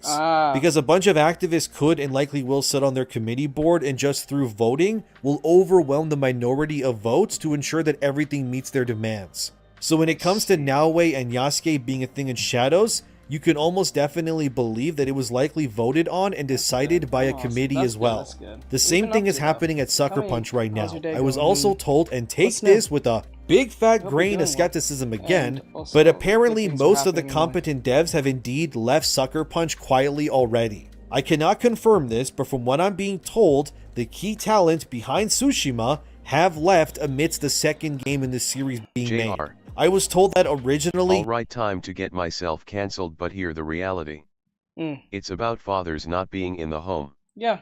I have 2 American black friends in my D&D group and 1 Jamaican. Yep. But... Yep. You need fathers. You need that structure. You need it. It brings stability. But wokies don't like that. They don't like that. They don't like that talk. They don't like that at all. Yote was not the original. They like broken people, be in broken situations because they can relate to them. When you're less broken, I'm not saying you can't be. The Jamaican girl knows her father and he's actively involved in her life. Yeah. She is very well off. The 2 black Americans ones do not know their father and they struggle to make ends meet. Yep. I believe it. I believe it. Original game idea at all. It was actually indeed Ghost of Tsushima 2 starring Jin Sakai. But sometime during development, a lot like Shadow... I have no argument against that. I believe that is the case. You need your parents. You need both of them. But the game was halted and then completely changed in vision. This Atsu character we see was not originally decided to be the main character of this game. And apparently, according to my sources, Yote's world and design are largely based on the assets that were being used while making Tsushima 2. Apparently, work began on Tsushima 2 around 2 months after the official sales data came through on the first game's success. A skeleton crew was left behind to work on the Legends multiplayer, and the same team made the Iki Island DLC expansion as well. From what I'm told in terms of Yote, the team that made the Iki Island DLC are the primary devs on this game. And the actual Sucker Punch that's left is allegedly mostly working on something else. Take this with your grains of salt or whatever people say, but yeah, Yote was not the original vision, and key talent has left Sucker Punch, just like it happened with Rocksteady when Suicide Squad was being made as well. I was also told do not expect Yote in 2025 at all. Apparently the game's nowhere near being done, but it's a very slim chance at best that this game actually releases in 2025. It could very easily fall into 2026, but if you're getting your hopes up for it coming out next year, probably don't do that. Every source that I spoke to say that they fully expect a delay at some point to be announced. Originally, apparently they wanted this Tsushima sequel to drop close to John Wick's director's vision of the movie to capitalize on sales. But these changes from Tsushima 2 to Yote happened apparently within the last year, so the entire vision of the project has been changed. The era of placing the game 300 years into the future from Tsushima 1's story was decided because it would be more believable in Sucker Punch's internal talks for the game to star a woman at that point instead. Wow. Especially considering Atsu would then have access to things like firearms to fight back against enemies as well. As I was also told further, Ghost of Tsushima 2 was described as Assassin's Creed Brotherhood, but way better in every single way. The game was supposed to move Jin Sakai further into the Japanese mainland to fight the Mongols. As I was told, Tsushima 2 was meant to be about Jin creating his own Brotherhood of Ghosts, a lot like Ezio does with the Brotherhood of Assassins as well in that game too. The idea was that Jin knew he couldn't face the Mongols alone, and therefore would train eager and talented young Japanese into capable warriors that could help him strike in multiple areas at once, which would then give credence to the idea that the ghost, as in Jin, and the legend were indeed everywhere at once around Japan, which would obviously scare the Mongols and then make the urban legend even more terrifying to them. There was meant to be huge cinematic battles where Jin and his ghosts would ride and face off against the Mongols as well. Yote is also allegedly being developed as a cross-gen game for PS5 and PS4. How about someone because just Sucker makes a good game that just so happens to star a girl rather than a game that's just a gender swap? There is a game. It's called Lara Croft. But now they have her apologizing for what do you call it? For tomb raiding now. Sadly, there's a game called Samus. There's Samus, Lara Croft, 2B. But then again, this is not made in the West, so I don't know. Wait, no, Samus is made in Japan. Never mind. Fuck. Lara Croft, I guess, is owned by Square Enix, so I guess it's made in Japan now. Is this the Crystal JR. Dynamics? I think They've made her into a man and you know it. Yeah, they did. Punch and Sony are worried that the game won't sell as well if it isn't available Only With the through light strongest of angels chins. shall we illuminate the darkness. to a larger install base. So for you out there who saw the Yote trailer and went, this looks exactly the same graphically as Tsushima, which wasn't an ugly game, mind you, it's beautiful even to this day, well, now you have your answer. JR. Although, as I'm told, Yote While they're making all the women ugly men like, and making all the men women. Yeah, I think there's a demonic reason for all this. Whether you're religious or not, it doesn't matter. I think there is a very sinister, demonic reason for all this, because these people these companies are losing crazy profit and money from doing all these decisions. There's something more going on here, I think. may be smaller than the original Tsushima because of the development problems behind the scene, and the fact that they sidelined Jin Sakai for this new Atsu hero instead. This led to a lot of asset flips and the story changing, but the core idea of Jin being hunted by Ronin was kept, but of course, he was replaced by Atsu instead. I was also told by another source that the ending of Yote will piss people off, however, they couldn't reveal more of that yet. I wasn't given specifics on what this could mean, however, I don't know how Yote's ending could piss people off. The only conclusion I could make in my own head about this was that Yote's story will feature moments where you do play as Jin, although in flashbacks. And I would wager if they mean the ending will piss people off, I would assume, and I could be wrong, but let me cook here, but imagine throughout the story you play some parts as Jin whenever his legend is being brought up by the people of Yote. This way, Sucker Punch can reuse whatever missions they cancelled as content within the game to satiate the Tsushima fans. If I had to guess why the ending would piss anyone off, my shot in the dark here is that we learn that Jin Sakai is not successful in the battle against the Mongols, and that he likely dies during some pivotal moments during the invasion in order to either save someone or his clan by giving his life. and would likely end his legend within Yote while still being able to play as Atsu because you would learn that Jin Sakai ultimately failed, but his legacy would live on with his remaining ghosts that he fostered, and they would in turn eventually win the war and stave off the Mongol invasion.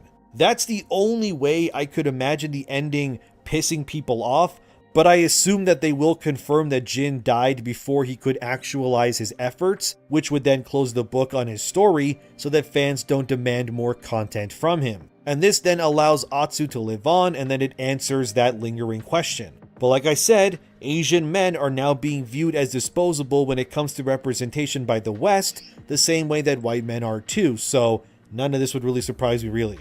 I was also told that people within Sony are leaking information about all sorts of games and developments. This will tragically backfire.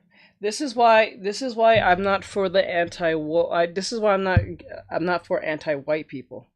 Because what people don't realize is that when something as demonic as that is being pushed and being okayed in companies, organizations, social groups and stuff like that, what's going to happen is that it's not going to just stop at white people. It'll eventually trickle down to the second to what white people are. So that's why I do not like the idea when people say crazy shit about white people in the way they do, because and then not expect to get any respect of rejection or rebuttal back on their things that they say, whether it's you're a minority or a white person.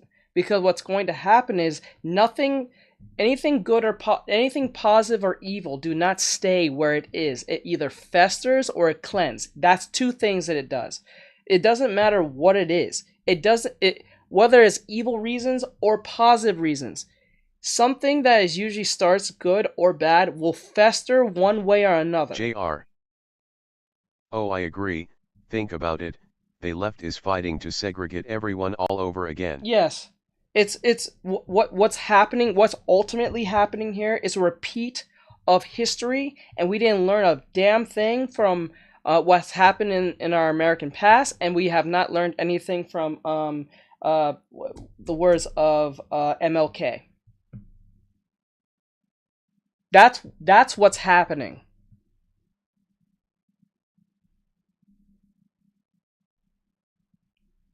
That's why I'm not okay with. This is why when I'm with friends or anything like that, I don't say anti-white stuff and say, "Oh, these white people and X, Y, and Z." Because when you start talking like that, and because the white people in the group won't say anything to you, because they don't want to come off as I'm trying to defend some type of racist rhetoric. Because anything that white people say that's against the idea of what a minority says is some form of rhetoric of racism. So they rather just say nothing than be a problem, right? And what happens is if other friends adopt that behavior or attitude, it's going to get worse and worse. It's like if you went to prison, right? And you don't show that you're tough enough to defend yourself, the other people will take advantage of your punk assness, and they will do it to you on almost outright. They will do it. If you can't show that you can defend yourself or socialize with the other prisoners in a way that keeps you safe or at least keeps you out of harm's way, they will fuck with you. It doesn't matter of what race you are at that point, most likely. So for this to stop being racist towards white people, Asians, and anyone else under that on that totem pole. This is what I think Morgan Freeman was talking about. He said, either stop talking about racism, or we have to talk about Black History Month every single month. Why do I get 1 month? You know what I'm saying? That's what he was talking about. That's what he meant. Either stop talking about it, or give me every month will be Black History Month. JR. That's how I used to be, but now I cannot keep quiet. I'm very confrontational now. Yes, and I can be respectful, but I can also humiliate someone for being a complete moron. Yes, because if what's ultimately what's happened here is that people who hasn't spoken up, good people have not spoken up, let evil come in. Because they didn't want to hurt the feelings of somebody, or they had a family member or friend who was in this situation, so they won't say anything. We going back in a loop. Yeah. So what's happening is that it's going to get worse for Asian Americans at this point. White people already know how to endure this to a certain degree, where there's white people who are against other white people for just being a certain way. Wokeism and Marxism has done its job to that extent, but now when it trickles to other minorities at that point, it's going to get worse. It's going to get so much worse. It's going to get worse for Asians. It's going to trickle from Asian, like Japanese, Korean, Laotian. It doesn't, like, any Oriental individual. Then it's going to drop down to Indians, Indian Americans. Yes, and then it's going to go from Indian Americans to probably, I'll say Hispanics or Native Americans. I believe black people will be the final people at the far bottom on this situation. And then far bottom. I'll say race-wise, black people will be at the bottom in this situation. When it comes to the Japan is starting to be infiltrated by wokeism too. Yes. But they're resisting it because they like gaming/anime more than the average American. It's not even that. They like to make money. They like to make money. The people are not stupid. They want to make money, right? So, like, remember, their whole culture is under the idea of honor, right? So if your honor is this, I'm not saying now, but back then, like Goku period type stuff. If you were to disrespect your family in a way that is so unforgivable, you will have to do what? Sekire? It's pretty much just deleting oneself out of existence. That was a thing. That was a thing. A lot of people, a lot of people know what that is, but they don't really take it seriously because it's like, oh, that's old times. It may be old times, but people still off themselves on the fact that if they're not providing hard enough, especially men, they're not providing, they're not at where they're supposed to be, they self-destruct. And that's not just an Asian thing. That's like Asian, Western, like most men off themselves on the fact that they can't. Seppuku, there you go. Most men off themselves on the fact that they're not where they are supposed to be. Most cases. So. To people on the outside, hence how I heard about this from my sources. Apparently, a lot of questions are being asked internally about things like Ghost of Yote especially. Many are feeling blindsided by its announcement, and like I said, since allegedly Yote... the race totem thing? Oh, that will play out badly.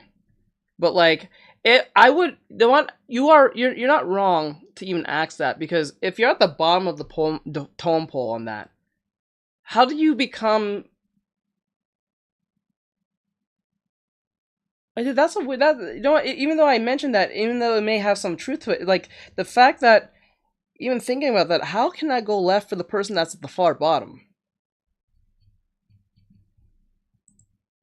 It'll do a reverse. Know what's gonna happen? It's gonna reverse itself.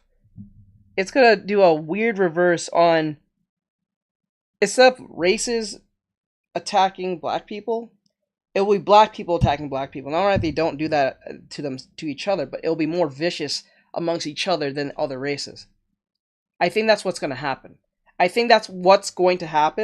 They're going to adopt that attitude with each other. It already happens now, but I think if we're talking about an extreme race level Marxist, like wokeism type talk, it will be the Ouroboros tattoo. It will be the snake eating itself worse in the black community than all the other ones. They will eat each other before they have other races fuck with them like that. I think that's what's going to happen. Because when you're at the bottom, it's like you're just kind of waiting your turn at that point. Was changed from Tsushima 2 to... Interesting. It's very interesting. I think that's what's going to happen. What it is now within the last year. A lot of the PR people and marketing developments were not made aware in time about Ghost 2 suddenly pivoting to a new... I could be extremely wrong. It might go the same way, in a very strange way, but like, remember. Okay, Doritos. You're talking logical. Yes, I think that's what's going to happen. And you know what? Because remember, Bri, we never thought 10, 15 years ago that this type of thing will happen in the game industry. It is racist to say how many genders there is. Racist to point out obvious things in front of you. So why wouldn't that happen? You know what I'm saying? Like things that we considered, that me, you, JR, the mod team, everyone, anything that is like based in literal truth with your eyes is considered problematic. So think of it that way. So I believe that's what's going to happen on that totem pole. It will self-destruct at the bottom before it gets literally other minorities get to black people in that sense. Main character with a sudden 300 year time jump or anything like that. So a lot of people are confused and scrambling for answers right now, wondering why they were left in the dark about this. Maybe because Sucker Punch knew if others were made aware, they would. And I think it's gonna get much worse for people of mixed racing. So if you're mixed, right, with other races, you're gonna have it more worse because three things are gonna happen. One, you will have to apologize for something your race of ancestors did. Two, you have to apologize for being for just existing. That's the another one. And three, you're gonna feel alone because one, you don't belong where you are, and two, you're different from everyone else. So it's like what's her name? Amanda Steinberg, I think her name is. She talks about racism, but she has a white dad. She talks about how terrible like Hollywood is and racist they are in X, Y, and Z, but she gets all these roles and stuff. And then when things didn't go her way for the Acolyte, she made a music video showing in the ghetto, doing all these dances and shit like that, where she doesn't live. She has no experience in that in the slightest, but she's doing this. Very weird, very strange. She has no, she believes this is how black people are, based on her perception of them. So for her to get back at the chuds, she has to make this music video, which was cringe as shit, to be honest, because it's like a rich white kid who thinks they know what black culture is, and then they make a music video. They kinda already go through that. Yeah, they make a music video on how they think rap is, and they do all the stereotypical things, which they won't be technically wrong. I wouldn't say they're not wrong, but it will come off extremely like cringe in some form based on what you know. She know damn well she never been to the ghetto. She's never been there. She's been raised by her white dad, and I will believe her mom is probably black, or at least of mixed race, but I'm gonna say she's probably black. And she says all these things, these talking points. She says all the talking points, but she's always been with a what's a silver spoon? Is that a silver spoon in her mouth all her life? So I don't know what she's talking about all this so-called racism. I don't get it. Would push against it, but like I was told, many of the key talent is either left Sucker Punch entirely, or they are not actively working on Yote. And dude, right now they say math is racist. When you say math is racist, what are we doing? What are we doing? What are we doing? JR. I grew up as the only white kid in a black neighborhood, LOL. I don't know. That's a weird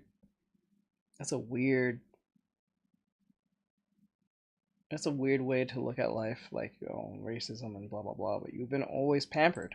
As I was also told, if Yote's reception does not improve, this could scale the game back in terms of scope and resources. If Sony starts to notice the public opinion on this game is not changing for the better, they'll opt for a smaller overall content package. So I wouldn't be surprised if Yote releases at $60 Canadian or $50 American instead of the usual premium price point of $70.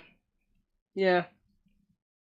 I would always tell that to other people of mixed race. If you're a mixed race person, I think you should identify with people who like you, not identify with people who Samurai. Skin color of you.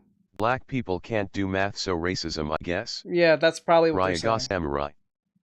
Meep Mora. Which which makes the math not racist. It makes the individuals who believe that math is racist against black people's racist. It's a weird reverse Moral psychology lathers. thing, which if you stop and really Meat think bra. about it, it's not. It's just they're just racist and saying you're dumb. American as it is right now, or 80-90 for Canadians. JR. Or maybe they just don't care and they'll just release it at full Collectivism price. is what leads to racism, and it's a tenet of Marxism.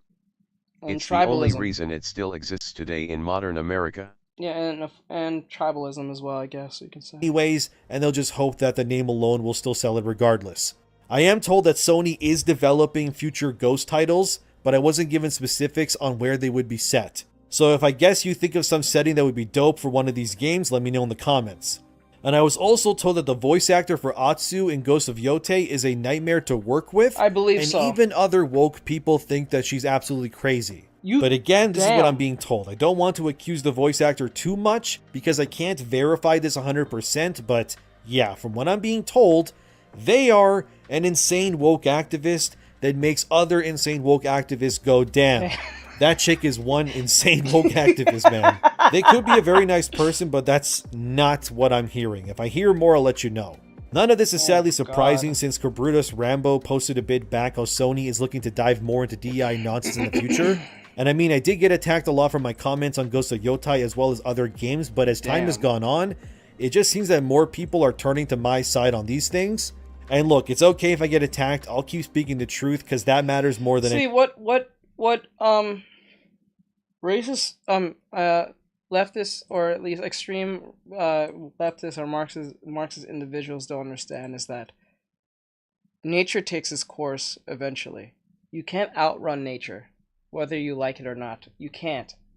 You just can't. Moral lathers. No matter how much they It's may... basically the monkey and the ladder thing, conditioned to follow, not think. Yeah, not to think, we just do. Yeah, the monkey and the ladder thing is an interesting thing. It's funny, but it's kind of sad if you really stop and think about it. If you heard the monkey and the ladder theory. Anything else. Do I think Sony will continue to push these concepts in the future? For the short term, yes. But I think if people vote with their wallets, it'll be largely abandoned, hopefully. The reception to Ghost of Yote, it has been nothing short of mixed. And the fact I reported before that Yasuke was inspired by Black Lives Matter is the cherry on top of the crap pie, and it's crazy that that got confirmed by not one, but multiple sources to me. We could have had Taka Yamauchi, dear viewer, saving Japan from the Sword of Eden. This is why this wokeism is going to die one way or another, or it's going to be managed in such a way that we can either live with it or ignore it, or just see it as like a crazy cult religion. That's what's going to happen. It'll never really go away, because once something starts, it never really goes away. It just be managed after a while, right? But I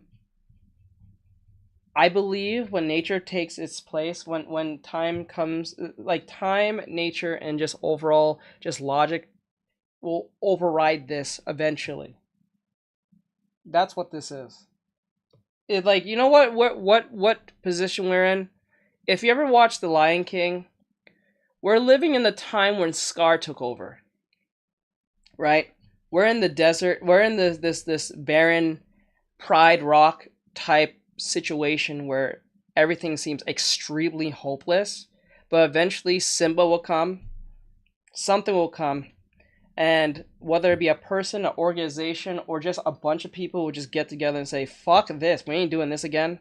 We're not allowing this to happen. Whether it's government or whatever case may be, whether the government wakes up or whatever case may be, something will come and replace this problem with probably another problem. Or if we don't blow ourselves, the kingdom come from Russia, or what's going on. Well, that might save this problem. To be honest, a big reset from that point. That would be a big reset. I'm gonna at least be honest on that one. But if that doesn't happen, well, something will come and take its place one way or another. So so it may take 20 years. It may take 5 years. For those hyenas. Yeah, it may take 10 years. It may take 2 years. We don't know. And this, I'm not even talking about the gaming industry. I'm talking about this whole thing, because it's festering not just the gaming industry, movie industry, TV industry, the online entertainment, everything you can probably think is festered its way in a way that you can see patterns now. Like, so much so to the point where you can see patterns now. Normies can't unsee the patterns. If you're a gamer, after a while, you'll see the fucking patterns because you play enough games to know this from yay high to now, right? You're going to see a pattern, whether you want to believe it or not. And if you're pretending like there's no pattern, you're full of shit. So, it is what it is. My favorite people. Okay, let me see. He says, someone named Dre is being mean to me. Okay. Yeah, so that's what's going to happen. Something's going to take this thing's place, this problem, or it can't last forever. Nothing lasts forever, not even this nonsense. So it'll eventually subside one way or another. But these studios are apparently very incompetent, full of diversity hires that are spending absurd amounts Now, will that be in our lifetime? While me, JR. That Lion King analogy is on point. So that's what it's going to happen. We're literally in the time where Scar is literally taken over. That's the activist. That's the government going with the activists, all that stuff.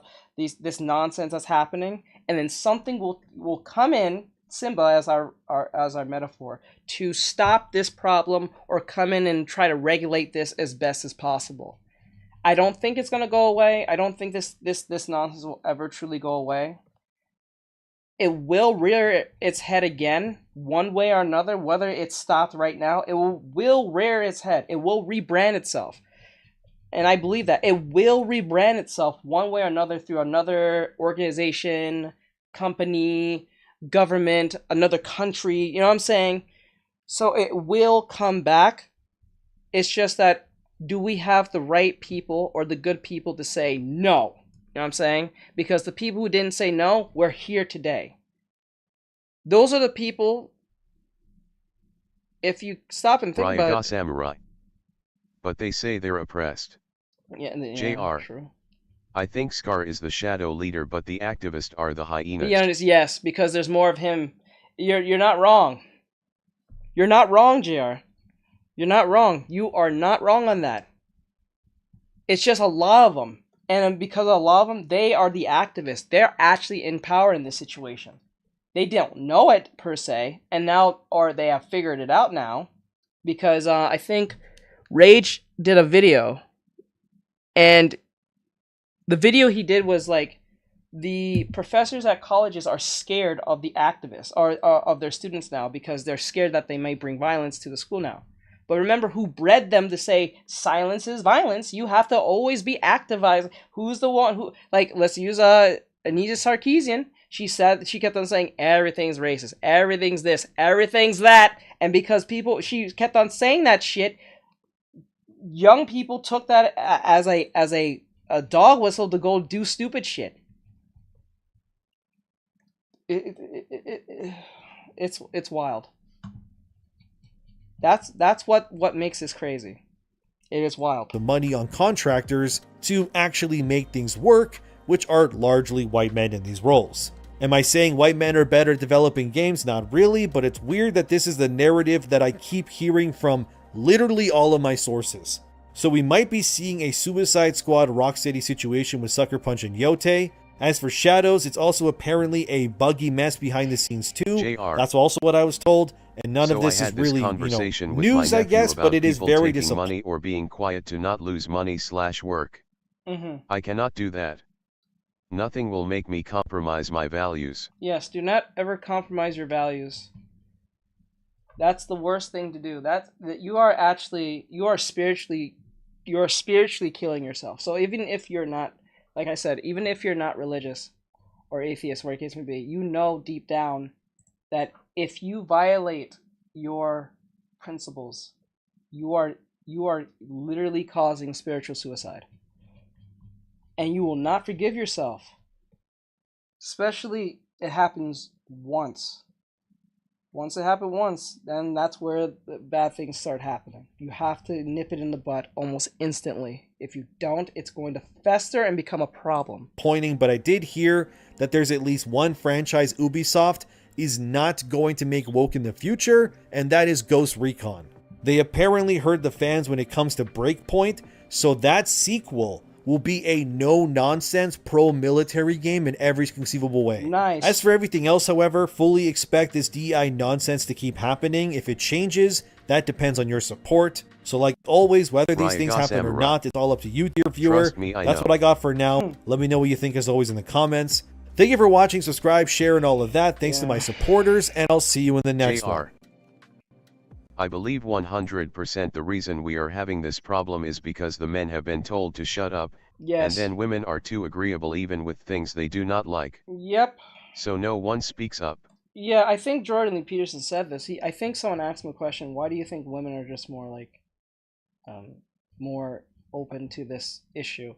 Or at least, help assisting to this issue? And he says I think he said it drops under the idea of whoever's in power, right?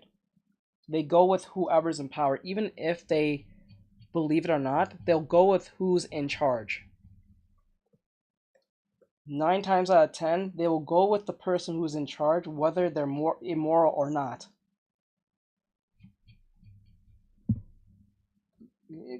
It's almost like, I think he did a study on it. I forgot what the study was, but I'll probably have to bring up the video.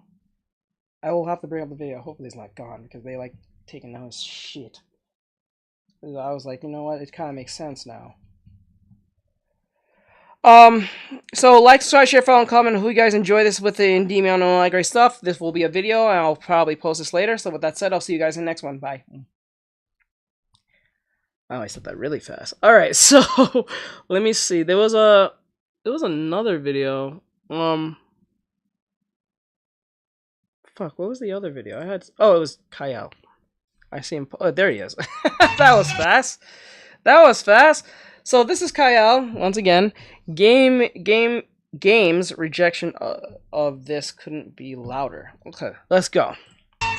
Oh, for those who don't know who Kyle is, give him a follow, like, follow, and all that great stuff. He's a critic on the gaming industry as well.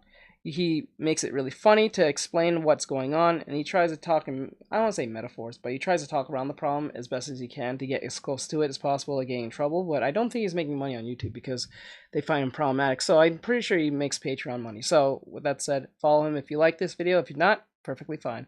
All right, let's get at it. Go do slow mo suck and swallow. SJW skull so hollow. Cannot create so they must infect. Unchecked trigger trend brand gets wrecked. Censored slop can't catch my money. Tweak Toriyama make your stock nose runny. Creator hates this, you do too. Everything woke touch turns to poo. Ubisoft said we don't own what we buy. History revision or the PC cry. Even fantasy must be altered. More forced ugly, your stock falters. Body type A, body type B. Renounce your agenda publicly. Masculine women and male gaze phobic. Lose that money to female aerobics. DEI design anti-pretty. Shill activists need about tree fitty. Radical she her turning to ash. Our pronouns still skip this trash. Hello, beta testers. Like and subscribe to join over 107,000 beta testers laughing at the great woke rejection. Get this to 4,000 likes and I'll get started on the next video. And according to my information, y'all are the ones who let a shady government agency strip you entirely of your rights. Oh God. You let them inject you with a thing you didn't understand. Like at all.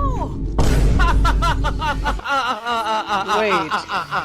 It's amusing how often this lazy, sanitization-obsessed agenda push often circles right back into comedy, offensive comedy. Sushi Squad had dyed hair writers desperate to write multiple men insecure, and then released a gender-swapped Mrs. Freeze character who was a butch, weightlifting lesbian with a haircut. And somehow it was not insecure? But identical to what a Family Guy cutaway would class as lesbian.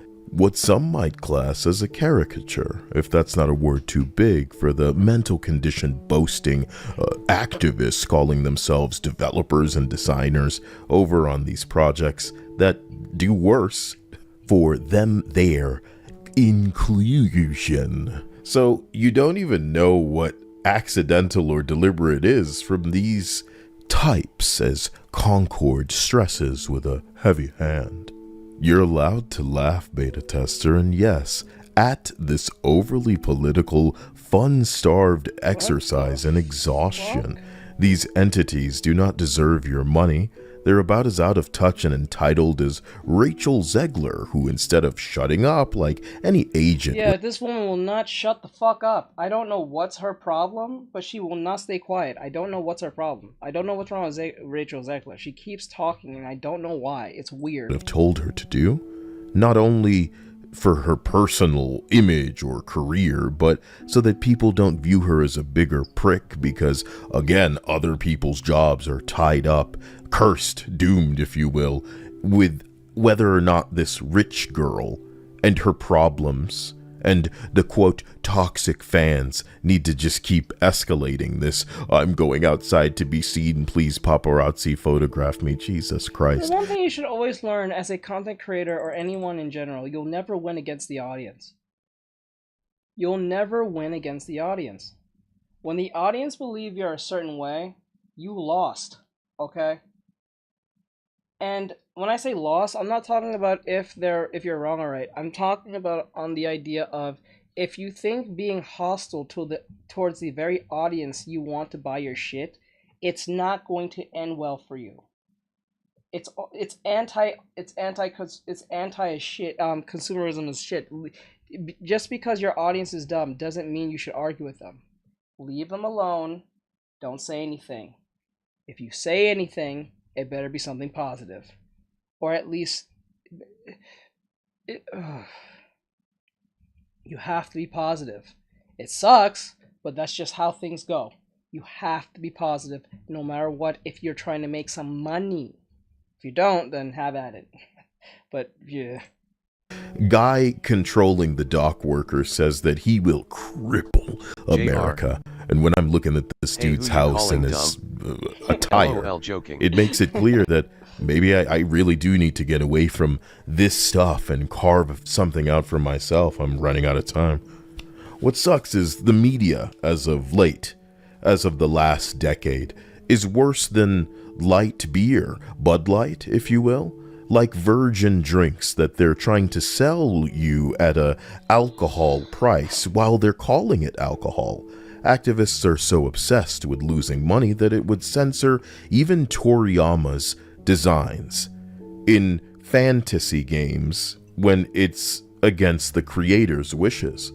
So on top of Dragon Quest censorship and Dead Rising censorship and Stellar Blade censorship and Guilty Gear censorship. OBTW, that dock worker he just showed is ex-mafia and super wealthy. What did I say? Money that it would censor even Toriyama's designs in fantasy games when it's against the creator's wishes. So on top of Dragon Quest censorship and Dead Rising censorship and Stellar Blade censorship and Guilty Gear censorship and Silent Hill 2 remastering a game, a character's fantasy depiction of his wife must too be altered because his manifestation in this supposedly mature game is objectifying according to the fat ugly dog. What is the point of calling a mature game or rated A or M if it's going to be censored in the first place? It kind of defeats the whole fucking point. Imagine going to a rated R movie saying it has offensive language, it has scenes that are very, like, problematic, right? And then you go see it, and nothing happens. You don't see anything that's, like, actually problematic. And then you look up on the article, the reason why the scenes are not as dramatic is because they had to be sensitivity censored for modern audience. So what the fuck was the point of saying there was bad things in it, or anything that's considered offensive, if you're gonna sensitivity read all my shit? Like, why did you just wasted my money. I want my money back. I want my money back. That's literally what the people should say. I want your money. They should boycott that shit. That's just wild. Why you advertise something that's not there? That's messed up, bro. You advertised JR. something to me that was not there. Sony censored Nico Paras so hard that it went from a rated adult only to E for everyone. For real? Holy shit. Holy shit, are you kidding?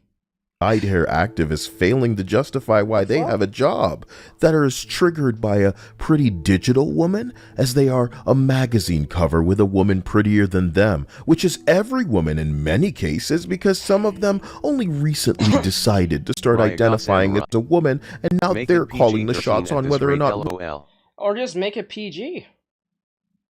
Fuck. Like, I'm not gonna lie to you. Movies in the 80s are more rated. Movies in the 80s for kids are more rated R than they are today. Like, what the fuck? Yes, you can buy an E-rated version on Sony, but an M-rated version on the Switch and an AO version on the PC. Wait, what game was it? It's wild. Wait, let me check. What game was it? It was...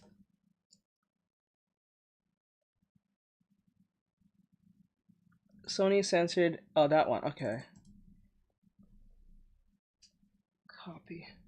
Yeah, just like, if you look at old 80s shows that was meant for, like, PG-13 for teens and stuff, it's more rated R than you think.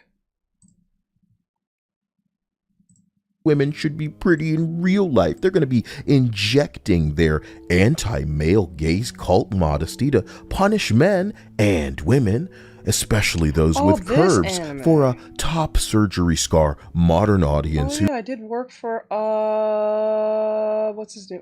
For Mono for this one. Who never ever has curves, even at max settings, because that makes these activists jealous. Not in a million years. We don't do body type A and body type B here. You'd have to offset that with jiggle physics so incredible they'd put Stellar Blade, Nikke Goddess of Victory, Snowbreak to shame. I've been saying on streams how core beta testers never relinquish their balls, so even... You know what's ironic? They say like body type A, body type B, or body type 1 or 2. It's funny because that's actually in games, but that only happens in games when it's like the gender you pick. So like if you pick like say you pick a boy or a dude, right? You have to pick the body type of the dude that you have. It'd be like body type 1, 2, 3, 4, like muscular, lean, really skinny. That's how body type 1, 2, 3, 4 or A, B, C, D actually works. When you put it on the gender itself, it's just like, what the fuck? Like, bro, what are you doing?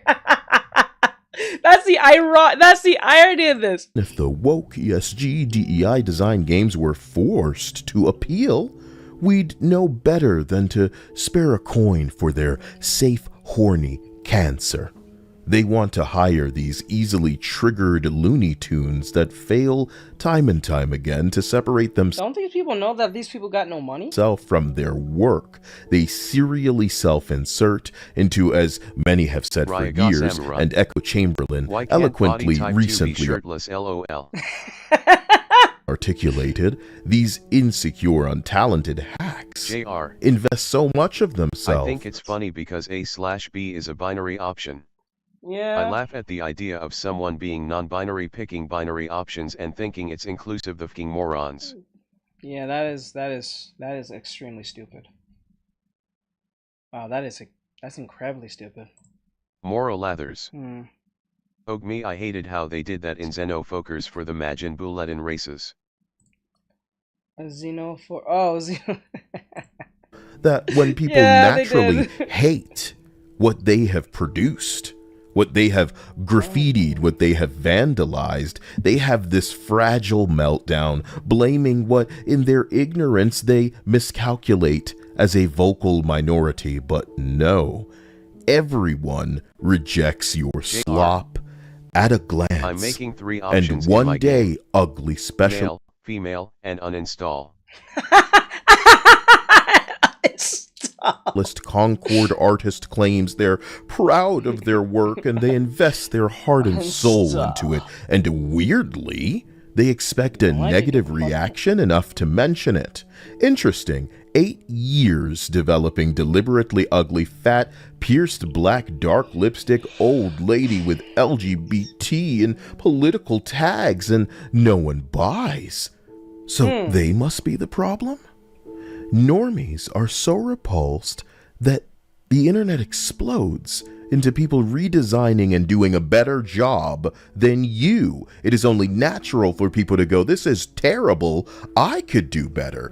AI can do better. Something that I always remind, because no matter how incapable you class the AI in your infinite ignorance, it doesn't need to be incredible, it doesn't need to be capable, it just needs to do better than you. So to rephrase it in a way that a California narcissist who's poured their heart and soul into it needs to hear as it applies specifically to you, the AI simply needs to do better than you as far as a normal person, not by your definition, is concerned. JR. So after backlash. Oh, that's right. You gotta learn Redot with me since it's forked away from the woke stuff. Oh, Redot. Yeah, I heard about that. It's like Godot, but not, or something. Something like that. It's like an engine, just like Godot, but not really, or something. Suddenly your tune changes, and it's designed by committee, and everyone should pity you, even though in what you thought was your echo chamber, your open disdain for people who you previously didn't need is plain. Failing upward may be ending now, so reality bends you over, pins you down, and penetrates the safe space bubble that you have observed and enjoyed, and your woke belief that these games, stained by your poison, are the only things available to people, bitch. The genuinely diverse games that have existed before you pussies inherited and vandalized these reputations of these studios are still there. And even though some of the ones you're trying to remake and remaster now, you're desperately trying to bring in line with your new cancerous fucking worldview, we prefer the old, and we'll make it abundantly clear, like when Sushi Squad came out. To be honest with you, I honestly believe for this to actually go away completely is for the Great Reset to happen, and you know what I'm talking about. That tepid reaction, and more people were playing Arkham. It's funny to me, because you've already deep-throated failure in being able to create anything, and are forced to routinely make and remaster things again, and your brilliant idea is to poison this old thing with your new spin that is naturally, unprofitably unpopular. It doesn't matter if they make money, because these unnecessary alterations will rub people the wrong way and guarantee diminishing returns, for they will not purchase your slop in the future if they suspect it will do more of what you have done here. Evaporating faith, combative devs, designers and community managers so obsessed with their friggin' message and identity that they're blocking anyone who disagrees. So much like the Shire in the books, you can burn, since you refuse to learn, since you refuse to listen. The journalists who built a career telling lies, deliberately misleading developers and investors, and now joined by analysts who are so angry about their waning relevance as it contrasts YouTubers, shake their fists like Siskel and Ebert, angry at anybody talking about movies other than them. They're blaming what they refer to as incels. All this because Ubisoft is forced to signal that the lack of interest in their forced, may it be with you, ugly DEI slop is so pathetic that they cannot afford another failure. So let me read it out loud. Outlaws moves 1 million units, but they'll blame that on Star Wars fatigue instead of the broken product that needed a patch that invalidated people's progress. Wukong moves 20 million units, even amidst woke journalists spreading lies and mistranslations dragging the score down. 10 million of those units were moved damn near immediately, but the shills will dismiss that and just say it's China. Hogwarts Legacy The game the transgender air quotes journalists voted down in between butt plug reviews, the game that entities vehemently boycotted, stopped charity streams that would go to trans causes. That was a very weird situation when they mentioned that. That was a very weird time in gaming. One of the most weirdest times in gaming and journalism. That was the most weirdest thing when they brought that shit up.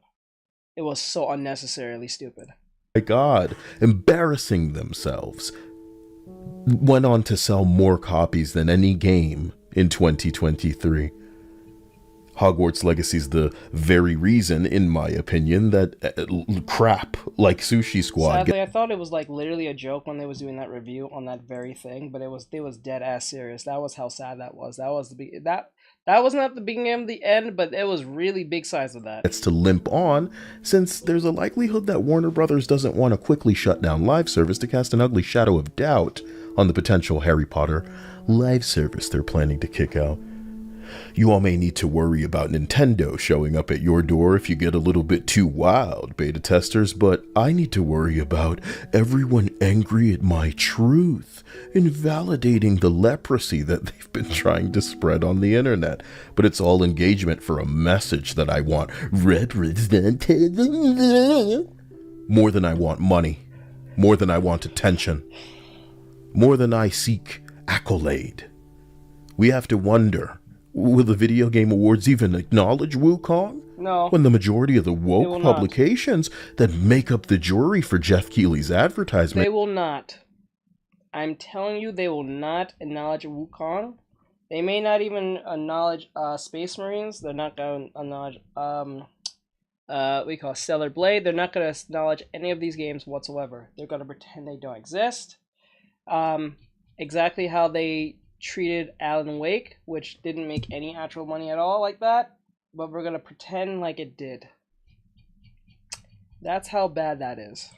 Show are very busy spreading disinformation.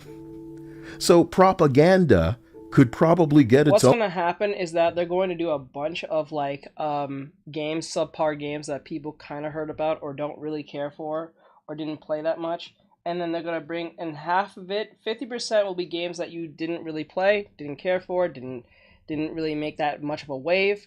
And then the other half will be a bunch of influencers you probably don't even know, don't care for, and 90% of them will be a diversity individual or a VTuber. I'm just telling you now. And actually, what's going to be funny, the people who are the VTubers are going to probably bring most of the actual influencer audience to that very thing. It's not even the people who are not VTubers. It's the people who are VTubers, who are, I will say, pretty much female, are going to bring the audience watching that segment because they like doing those stupid montage segments of VTubers or influencers playing a particular game, or they'll talk about a VTuber who's part of some type of diverse situation and have to give their story and blah, blah, blah, and how things are changing and like how things has not changed. But we're going to pretend like it's still 2016 or some shit, or 2015, 2014. Yeah, that's what's going to happen. I'm pretty sure most of those online audience will come from the VTubers. It's not going to be the Americans. It's not going to be the people who are not VTubers. It's going to be from the VTubers themselves. I'm telling you, at the Jeff Keighley's, whatever you want to call it. Own song and dance, like Alan Wake, the Sweet Baby game that failed to make its budget back. You know, maybe Abubakar Salim of a Kenzera Zhao fame, who used to be part of Sweet Baby when they were known as Bebe Sucre, will come out and spend 3 minutes before he shows gameplay of his game to really just put us to sleep when people who win do not get the opportunity to speak. Acolyte, Rings of Power, Willow, Echo, I could go on. You've probably watched a bunch of entertainment YouTubers suddenly scooch into the gaming space.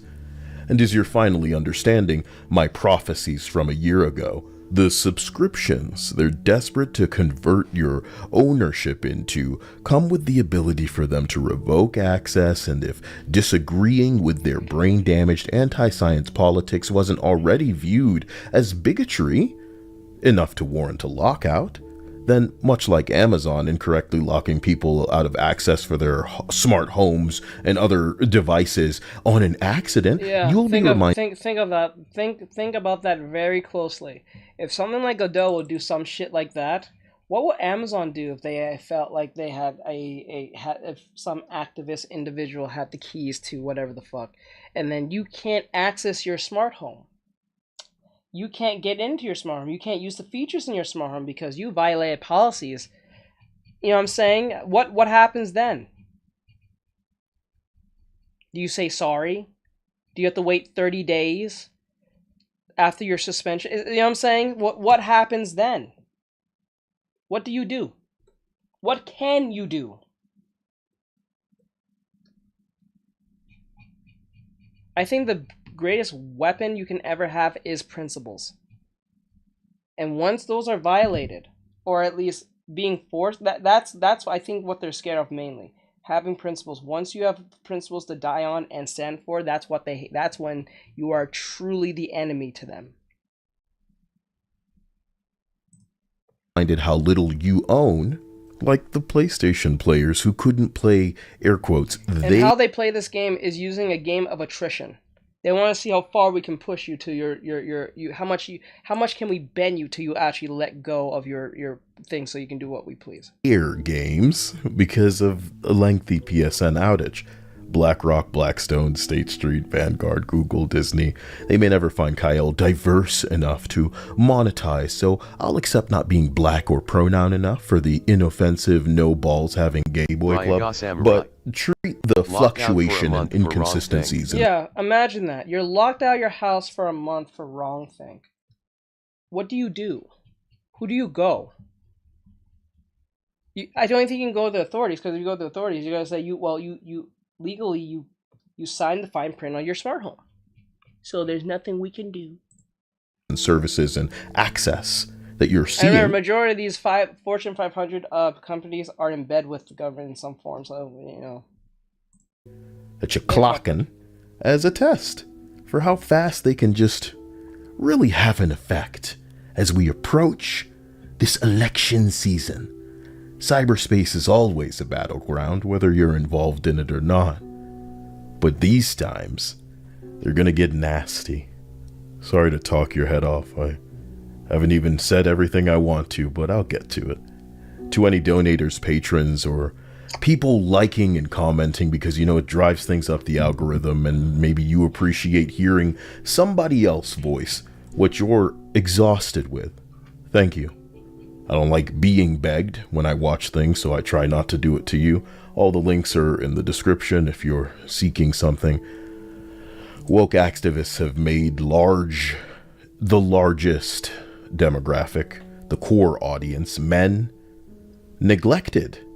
So the East gets to come and hoover up all that money in California of gamers who were summer, they were using smart home AC units to force people to keep their AC at 85 remotely. Oh shit. Putting their wallets to activist slop. God. A viral clip from Az or Heels versus Babyface over pronouns was routinely mocked by woke shills and, water carriers online. Tourist children spent a year on that giggledy-wiggledy, wishing they was invited to the oiled up freak off. They had their butthole ready. But, the disgusting garbage that Starfield called its DLC can't even get the shills to come to the yard. I guess the milkshake isn't better than y'all's. It would seem the boring single skins in First Descendant make multiples the money of the entire games that they're putting out. And honestly, it's only going to be a matter of time. Thank you for voting with your wallet. They need to reduce and dismiss your complaints and recognition of woke to hatred of women or racial discrimination, but they know what time it is. And you shouldn't even waste your time explaining to an audience of willful, ignorant people trying to catch you on some gotcha. We have work to do, and we're going to do it. We're not going to talk about it. Love you, and I'll talk to you soon.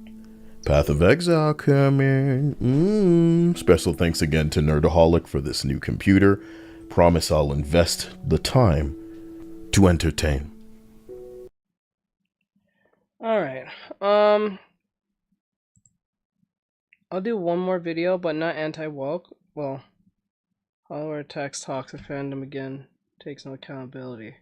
How long is this? This is 10 minutes. Okay, you know what? I'll knock that out, and then next time if I do a reaction, we won't anti-woke interview scrubbed from web.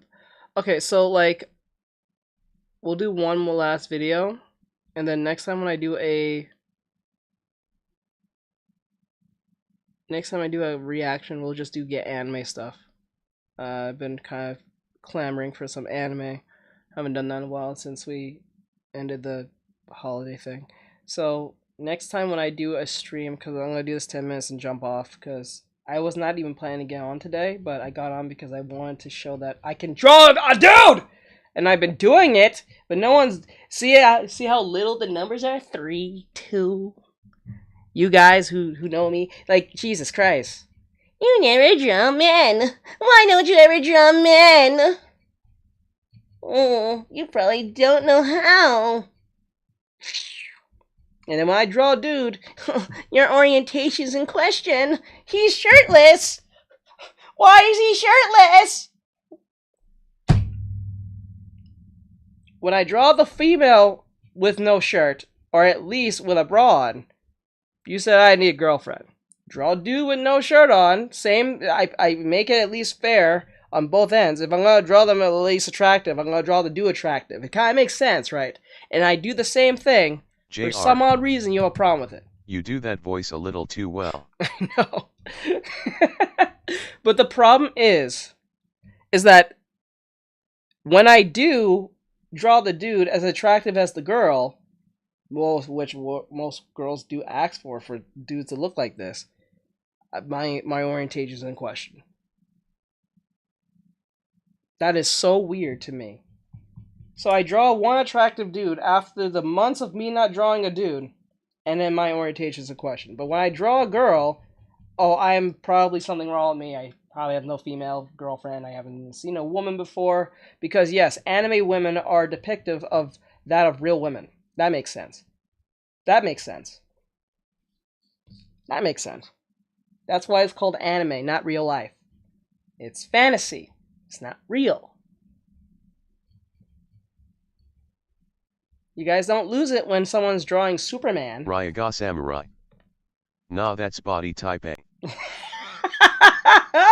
Let's go! Let's go! Working overtime to get this bridge put back together. LOL. Let's go! That's body type A. All talk. Then, let's go! Good one. That's a good one. I love that one, Brian. That was a good one. Let's go. Alright, so this is Side Scrollers. I've done videos of them before, or of him. I don't know if it's like a group of them or just it's usually him. I forgot his name, but I think he's the main host who takes care of the channel. I think. I don't know if it's like a group of them or it's just him. But it's called Side Scrollers. So it says Hollywood attacks toxic fandom again for no accountability. So I guess they're attacking Neurotic. Again. I don't know why. Ryaga Samurai. Let's go LMAO. So let's see what's being said here. As always, it's never their fault. It's always your fault. Your fault. Hey everybody, I'm Craig. Welcome to the Side Scrollers podcast channel. Today, I'm not gonna do like one story. I got like 5 or 6 for you coming at your face. Sounding really bad. Anyways, hey, if you're new to the channel, make sure you hit the subscribe button. Join the 100,000, almost 101,000 normal men who love common sense in the video game and entertainment space. Glad you're here.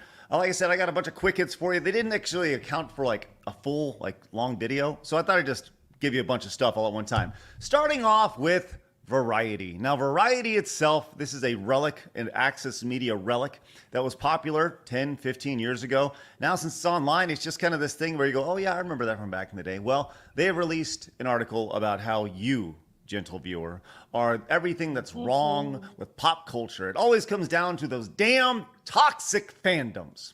So he says, toxic fandoms have grown so powerful that while talent, executives, and publicists privately bemoan the issue, fear of triggering another backlash kept several studios from speaking for this story. Dun, dun, dun. They're scared of you. Now, I think this is so silly because the idea of... I think for companies, I honestly believe if companies just get the fuck off Twitter, they won't have this problem. Like, think about it. Get off Twitter. If every company and celebrity jump off Twitter, these people are talking to themselves. I think if you just do that, that will just solve a lot of problems. Just get off Twitter. Stay away from Twitter. If you're a company, a celebrity of status, if you're a certain company of a certain follow group or a certain celebrity of follow group, don't have no fucking Twitter. Kind of makes sense. They can complain all they want. If you don't see it, you don't feel harassed. And 90% of the time, these people do not come to these companies. They just make their demands and that's it. They're usually people of no power half the time. They have no power at all. So, or money. That's how you defeat them. If you can't, if out of sight, out of mind. If you're not in sight, you don't know if anyone's talking about you if you're not around them. You'll be in peace. Of labeling something toxic. They're not. Is pretty much things we don't like. And that's not your I think it's really important that when people are labeled toxic, you should actually kind of be proud of that. Because here's the thing. At the end of the day, you are voicing your displeasure based off of the way that whatever IP, whether it's Star Wars, whether it's something in video games, whether it's something Ubisoft, whatever, that you grew up, that you know, that you're passionate about. And there's nothing wrong with that. But this scares them. The narrative is crumbled for them. They are out of their bubble. For the first time, they're hearing feedback that they don't like. Why is this character in this? I don't have an answer for that, except for that it hits a check mark, right? But I can't answer that question. They don't like hearing things outside of their bubble. And the internet, specifically social media, has punctured their bubble. That's when toxic fandom started, right? That's back when social media really kind of started taking grip of society. Obviously, social media has been around for a long time, but I would say probably around 2016 was when things really escalated, right? And the narrative broke down. Obviously, the response to this has been exactly what you'd expect. Like, what are you thinking, right, along the way? As Thor puts out, what are we doing over here? Let me get this back up. As Thor says, maybe the issue isn't the fans, but the studio, execs, and talent who chosen activism over entertainment and producing quality work. Maybe. But hey, go ahead and keep battling fans instead of, just entertaining them. Let us know how that works out for you. They provides lots of examples. This is my favorite one right here. This is great. Straight white males. This movie is not for you. Also, why are straight white males refusing to see this movie? I remember this. This was the weirdest fucking thing. They said that to them, and they're like, you know what? I'm not gonna watch this. And then they said this. That is crazy. That is crazy. I don't know what to make out of that. That is crazy. It's like a crazy girlfriend you're dating, or was dating, and she says, oh, I'm mad at you. Don't call me. Alright, I'll call her. I guess she pissed off at me. She'll cool the fuck down when she's ready. Why haven't you called me? The fuck is wrong with you? Why did you call me? Bitch, I don't know. What do you want? You can't win. You can't win. Ryaga Samurai. What the fuck? You can't make this up. This shit's... Oh my god, that's just wild. You can't write this stuff. The parody on it is just, it's beyond parody. Beyond parody. And Chaotic Nerd also over on X says, you guys got to... And the thing is, she'll be mad at you for something that is so minute, it's not even funny. It's like, oh, you forgot their fucking 2-week, 3-week fucking anniversary thing they made up in their headcanon that you don't give a shit about. I don't think men sit there and be thinking about their so-called relationship anniversary. You're not fucking married. You're boyfriend and girlfriend. Calm down. It's not that serious. Realize you work for the fans. It's not the other way around, and it never will be. Fans will always have a final say in the matter. And they're not toxic. The only toxicity are the people confusing, quote, voices and speaking up as toxicity. Yep. Chaotic Nerd nails it right there. Nails it right there. Love to hear your thoughts on this down below, because this is something that obviously has been an ongoing discussion. Think about, in this article, they pretty much call out geeks and gamers and Nerdrotic and Critical Drinker and everybody else in the entertainment space who has a YouTube channel of any sort of prominence that goes out of the way to go against the traditional narrative of the space. It's quite insane. But once again, let me hear your thoughts on that down below. Okay, let's go to another quick hit here for you guys. I'm her mom, a Republican, and I'm her daughter, a Democrat. We don't talk politics with... We talked about Ubisoft quite a bit on this channel. We will continue to talk about Ubisoft quite a bit. Once again, if you're new to the channel, hit the subscribe button. Join the over 100,000 normal men here. But we've talked about Skull and Bones as well. This is the first quadruple A game, baby. First ever. And it failed massively. So much so that there's rumors out there right now, and I don't know, it's just rumors, that the game costs between, and I can't believe I'm going to say this, 100 million. Between 600, stop that, 650 and 850 million dollars. This is getting ridiculous now. How do you blow that type of money, bro? How do you blow that type of... Bro, come on, man. How do you blow that type of money? And don't want to, like, destroy the world after that.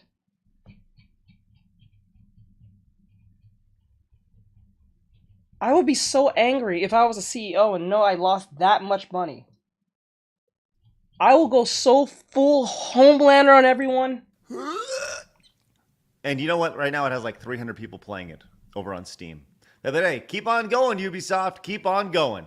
Let's go to another quick hit here. And this one is quite fascinating. Let's talk about a game that's not even out yet. Assassin's Creed Shadows. Now, this game has been pushed to February of 2025, launching perfectly on Valentine's Day, I believe, February 14th, which, you know, that'll be interesting. February 15th is the 2-year anniversary of us getting going with this channel. JR. So that'll be really interesting to That's what happens when you have to contract out all your talent while keeping on useless staff who's all woke DEI hires. Yeah, that's wild. I would fire all the... That is kind of crazy. If you have to constantly go to the contractors... You're better off getting rid of your peoples. Ryaga Samurai. It's been pushed to work on Honesty, I'll just tell everyone to not come back to work. Yeah. About adjusting something. There's rumors that they could potentially be removing one of the main characters. Blah. It's crazy. But also the talk of potentially adding a co-op mode in development. This is scheduled to release post-launch. Codename is League. So we'll presumably see now and Yasuke fight with their unique abilities together. So there we go. Potential co-op mode, a la, you know, I would say it's almost like back in the day, you play Double Dragon, 2-player simultaneous action, right? Or a beat 'em up along the way. I gotta be honest, you know, sounds pretty good. I like the idea of going around and destroying various people in an open world game like that. I think that actually, will it be online? Will it be local? Probably online. I don't know. It'll be a niche thing. Will it save the game? No. No. But they could potentially take that experience and bring it into future games along the way and make a more fleshed out version. You know, it's just about, you just got to do it the first time. Just got to do it the first time. But like I said, was it going to save Assassin's Creed Shadows? Probably not. Probably not. I don't think so. Let's go to this other quick hit here. This is interesting. Hey, you know Bigfoot? Bigfoot, the urban legend, the myth? Or is it?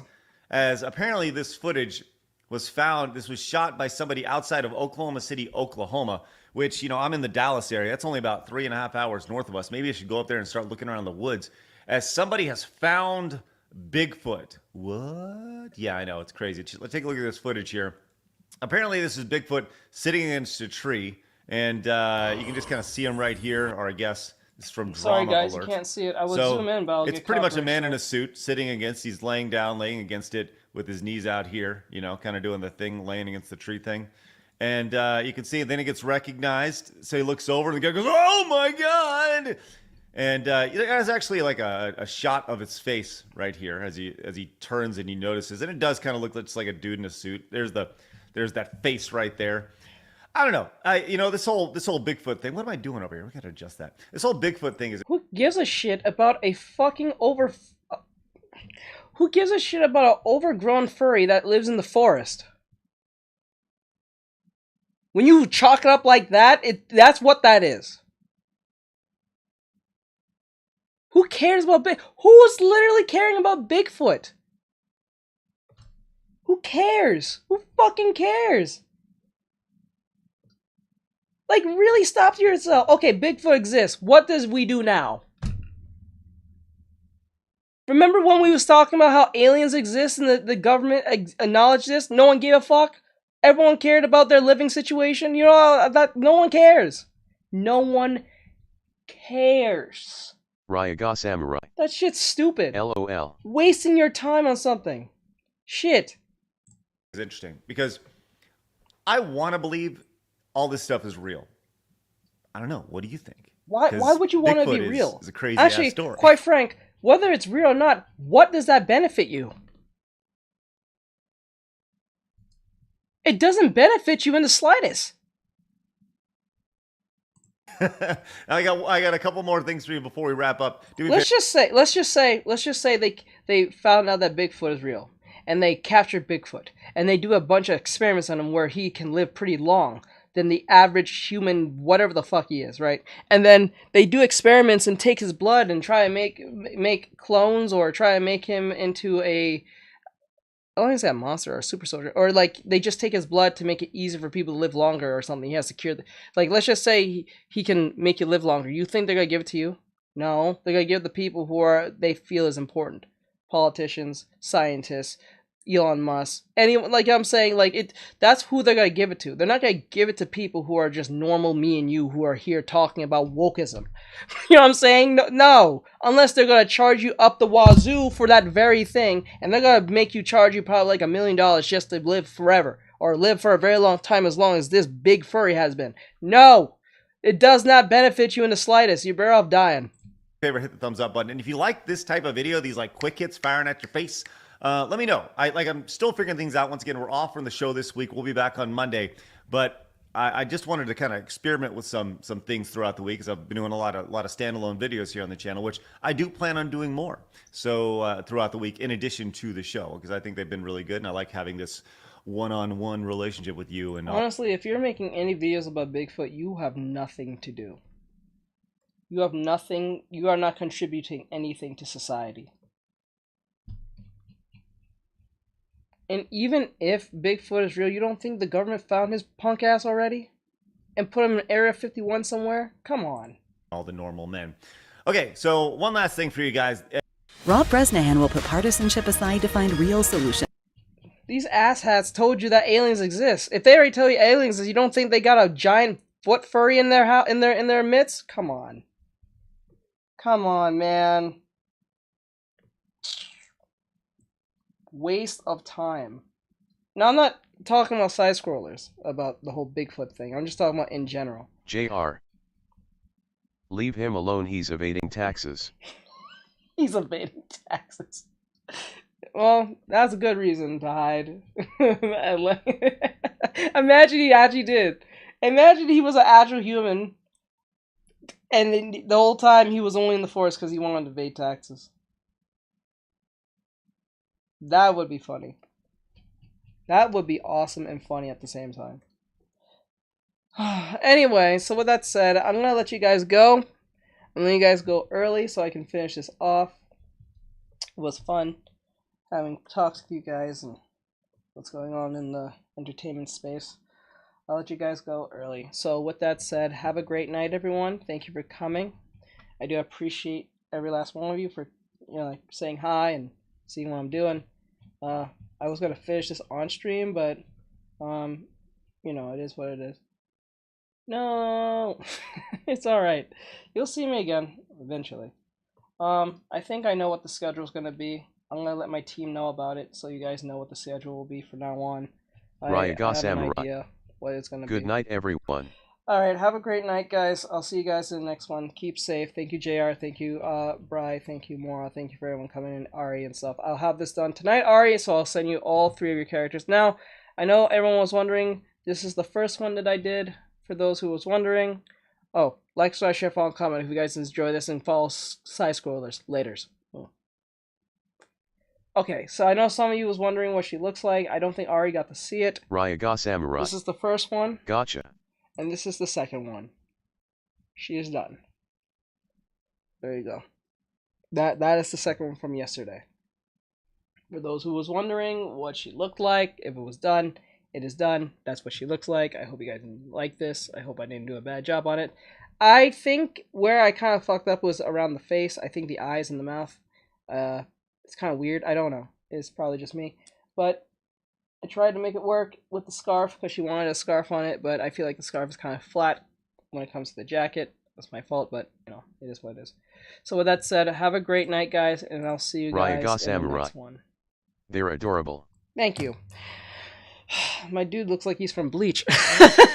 My boy looks like he's from Bleach. I'm not gonna lie. He looks like a Bleach character. Come on, you gotta admit. He kind of looks like a Bleach character. I'm not gonna lie.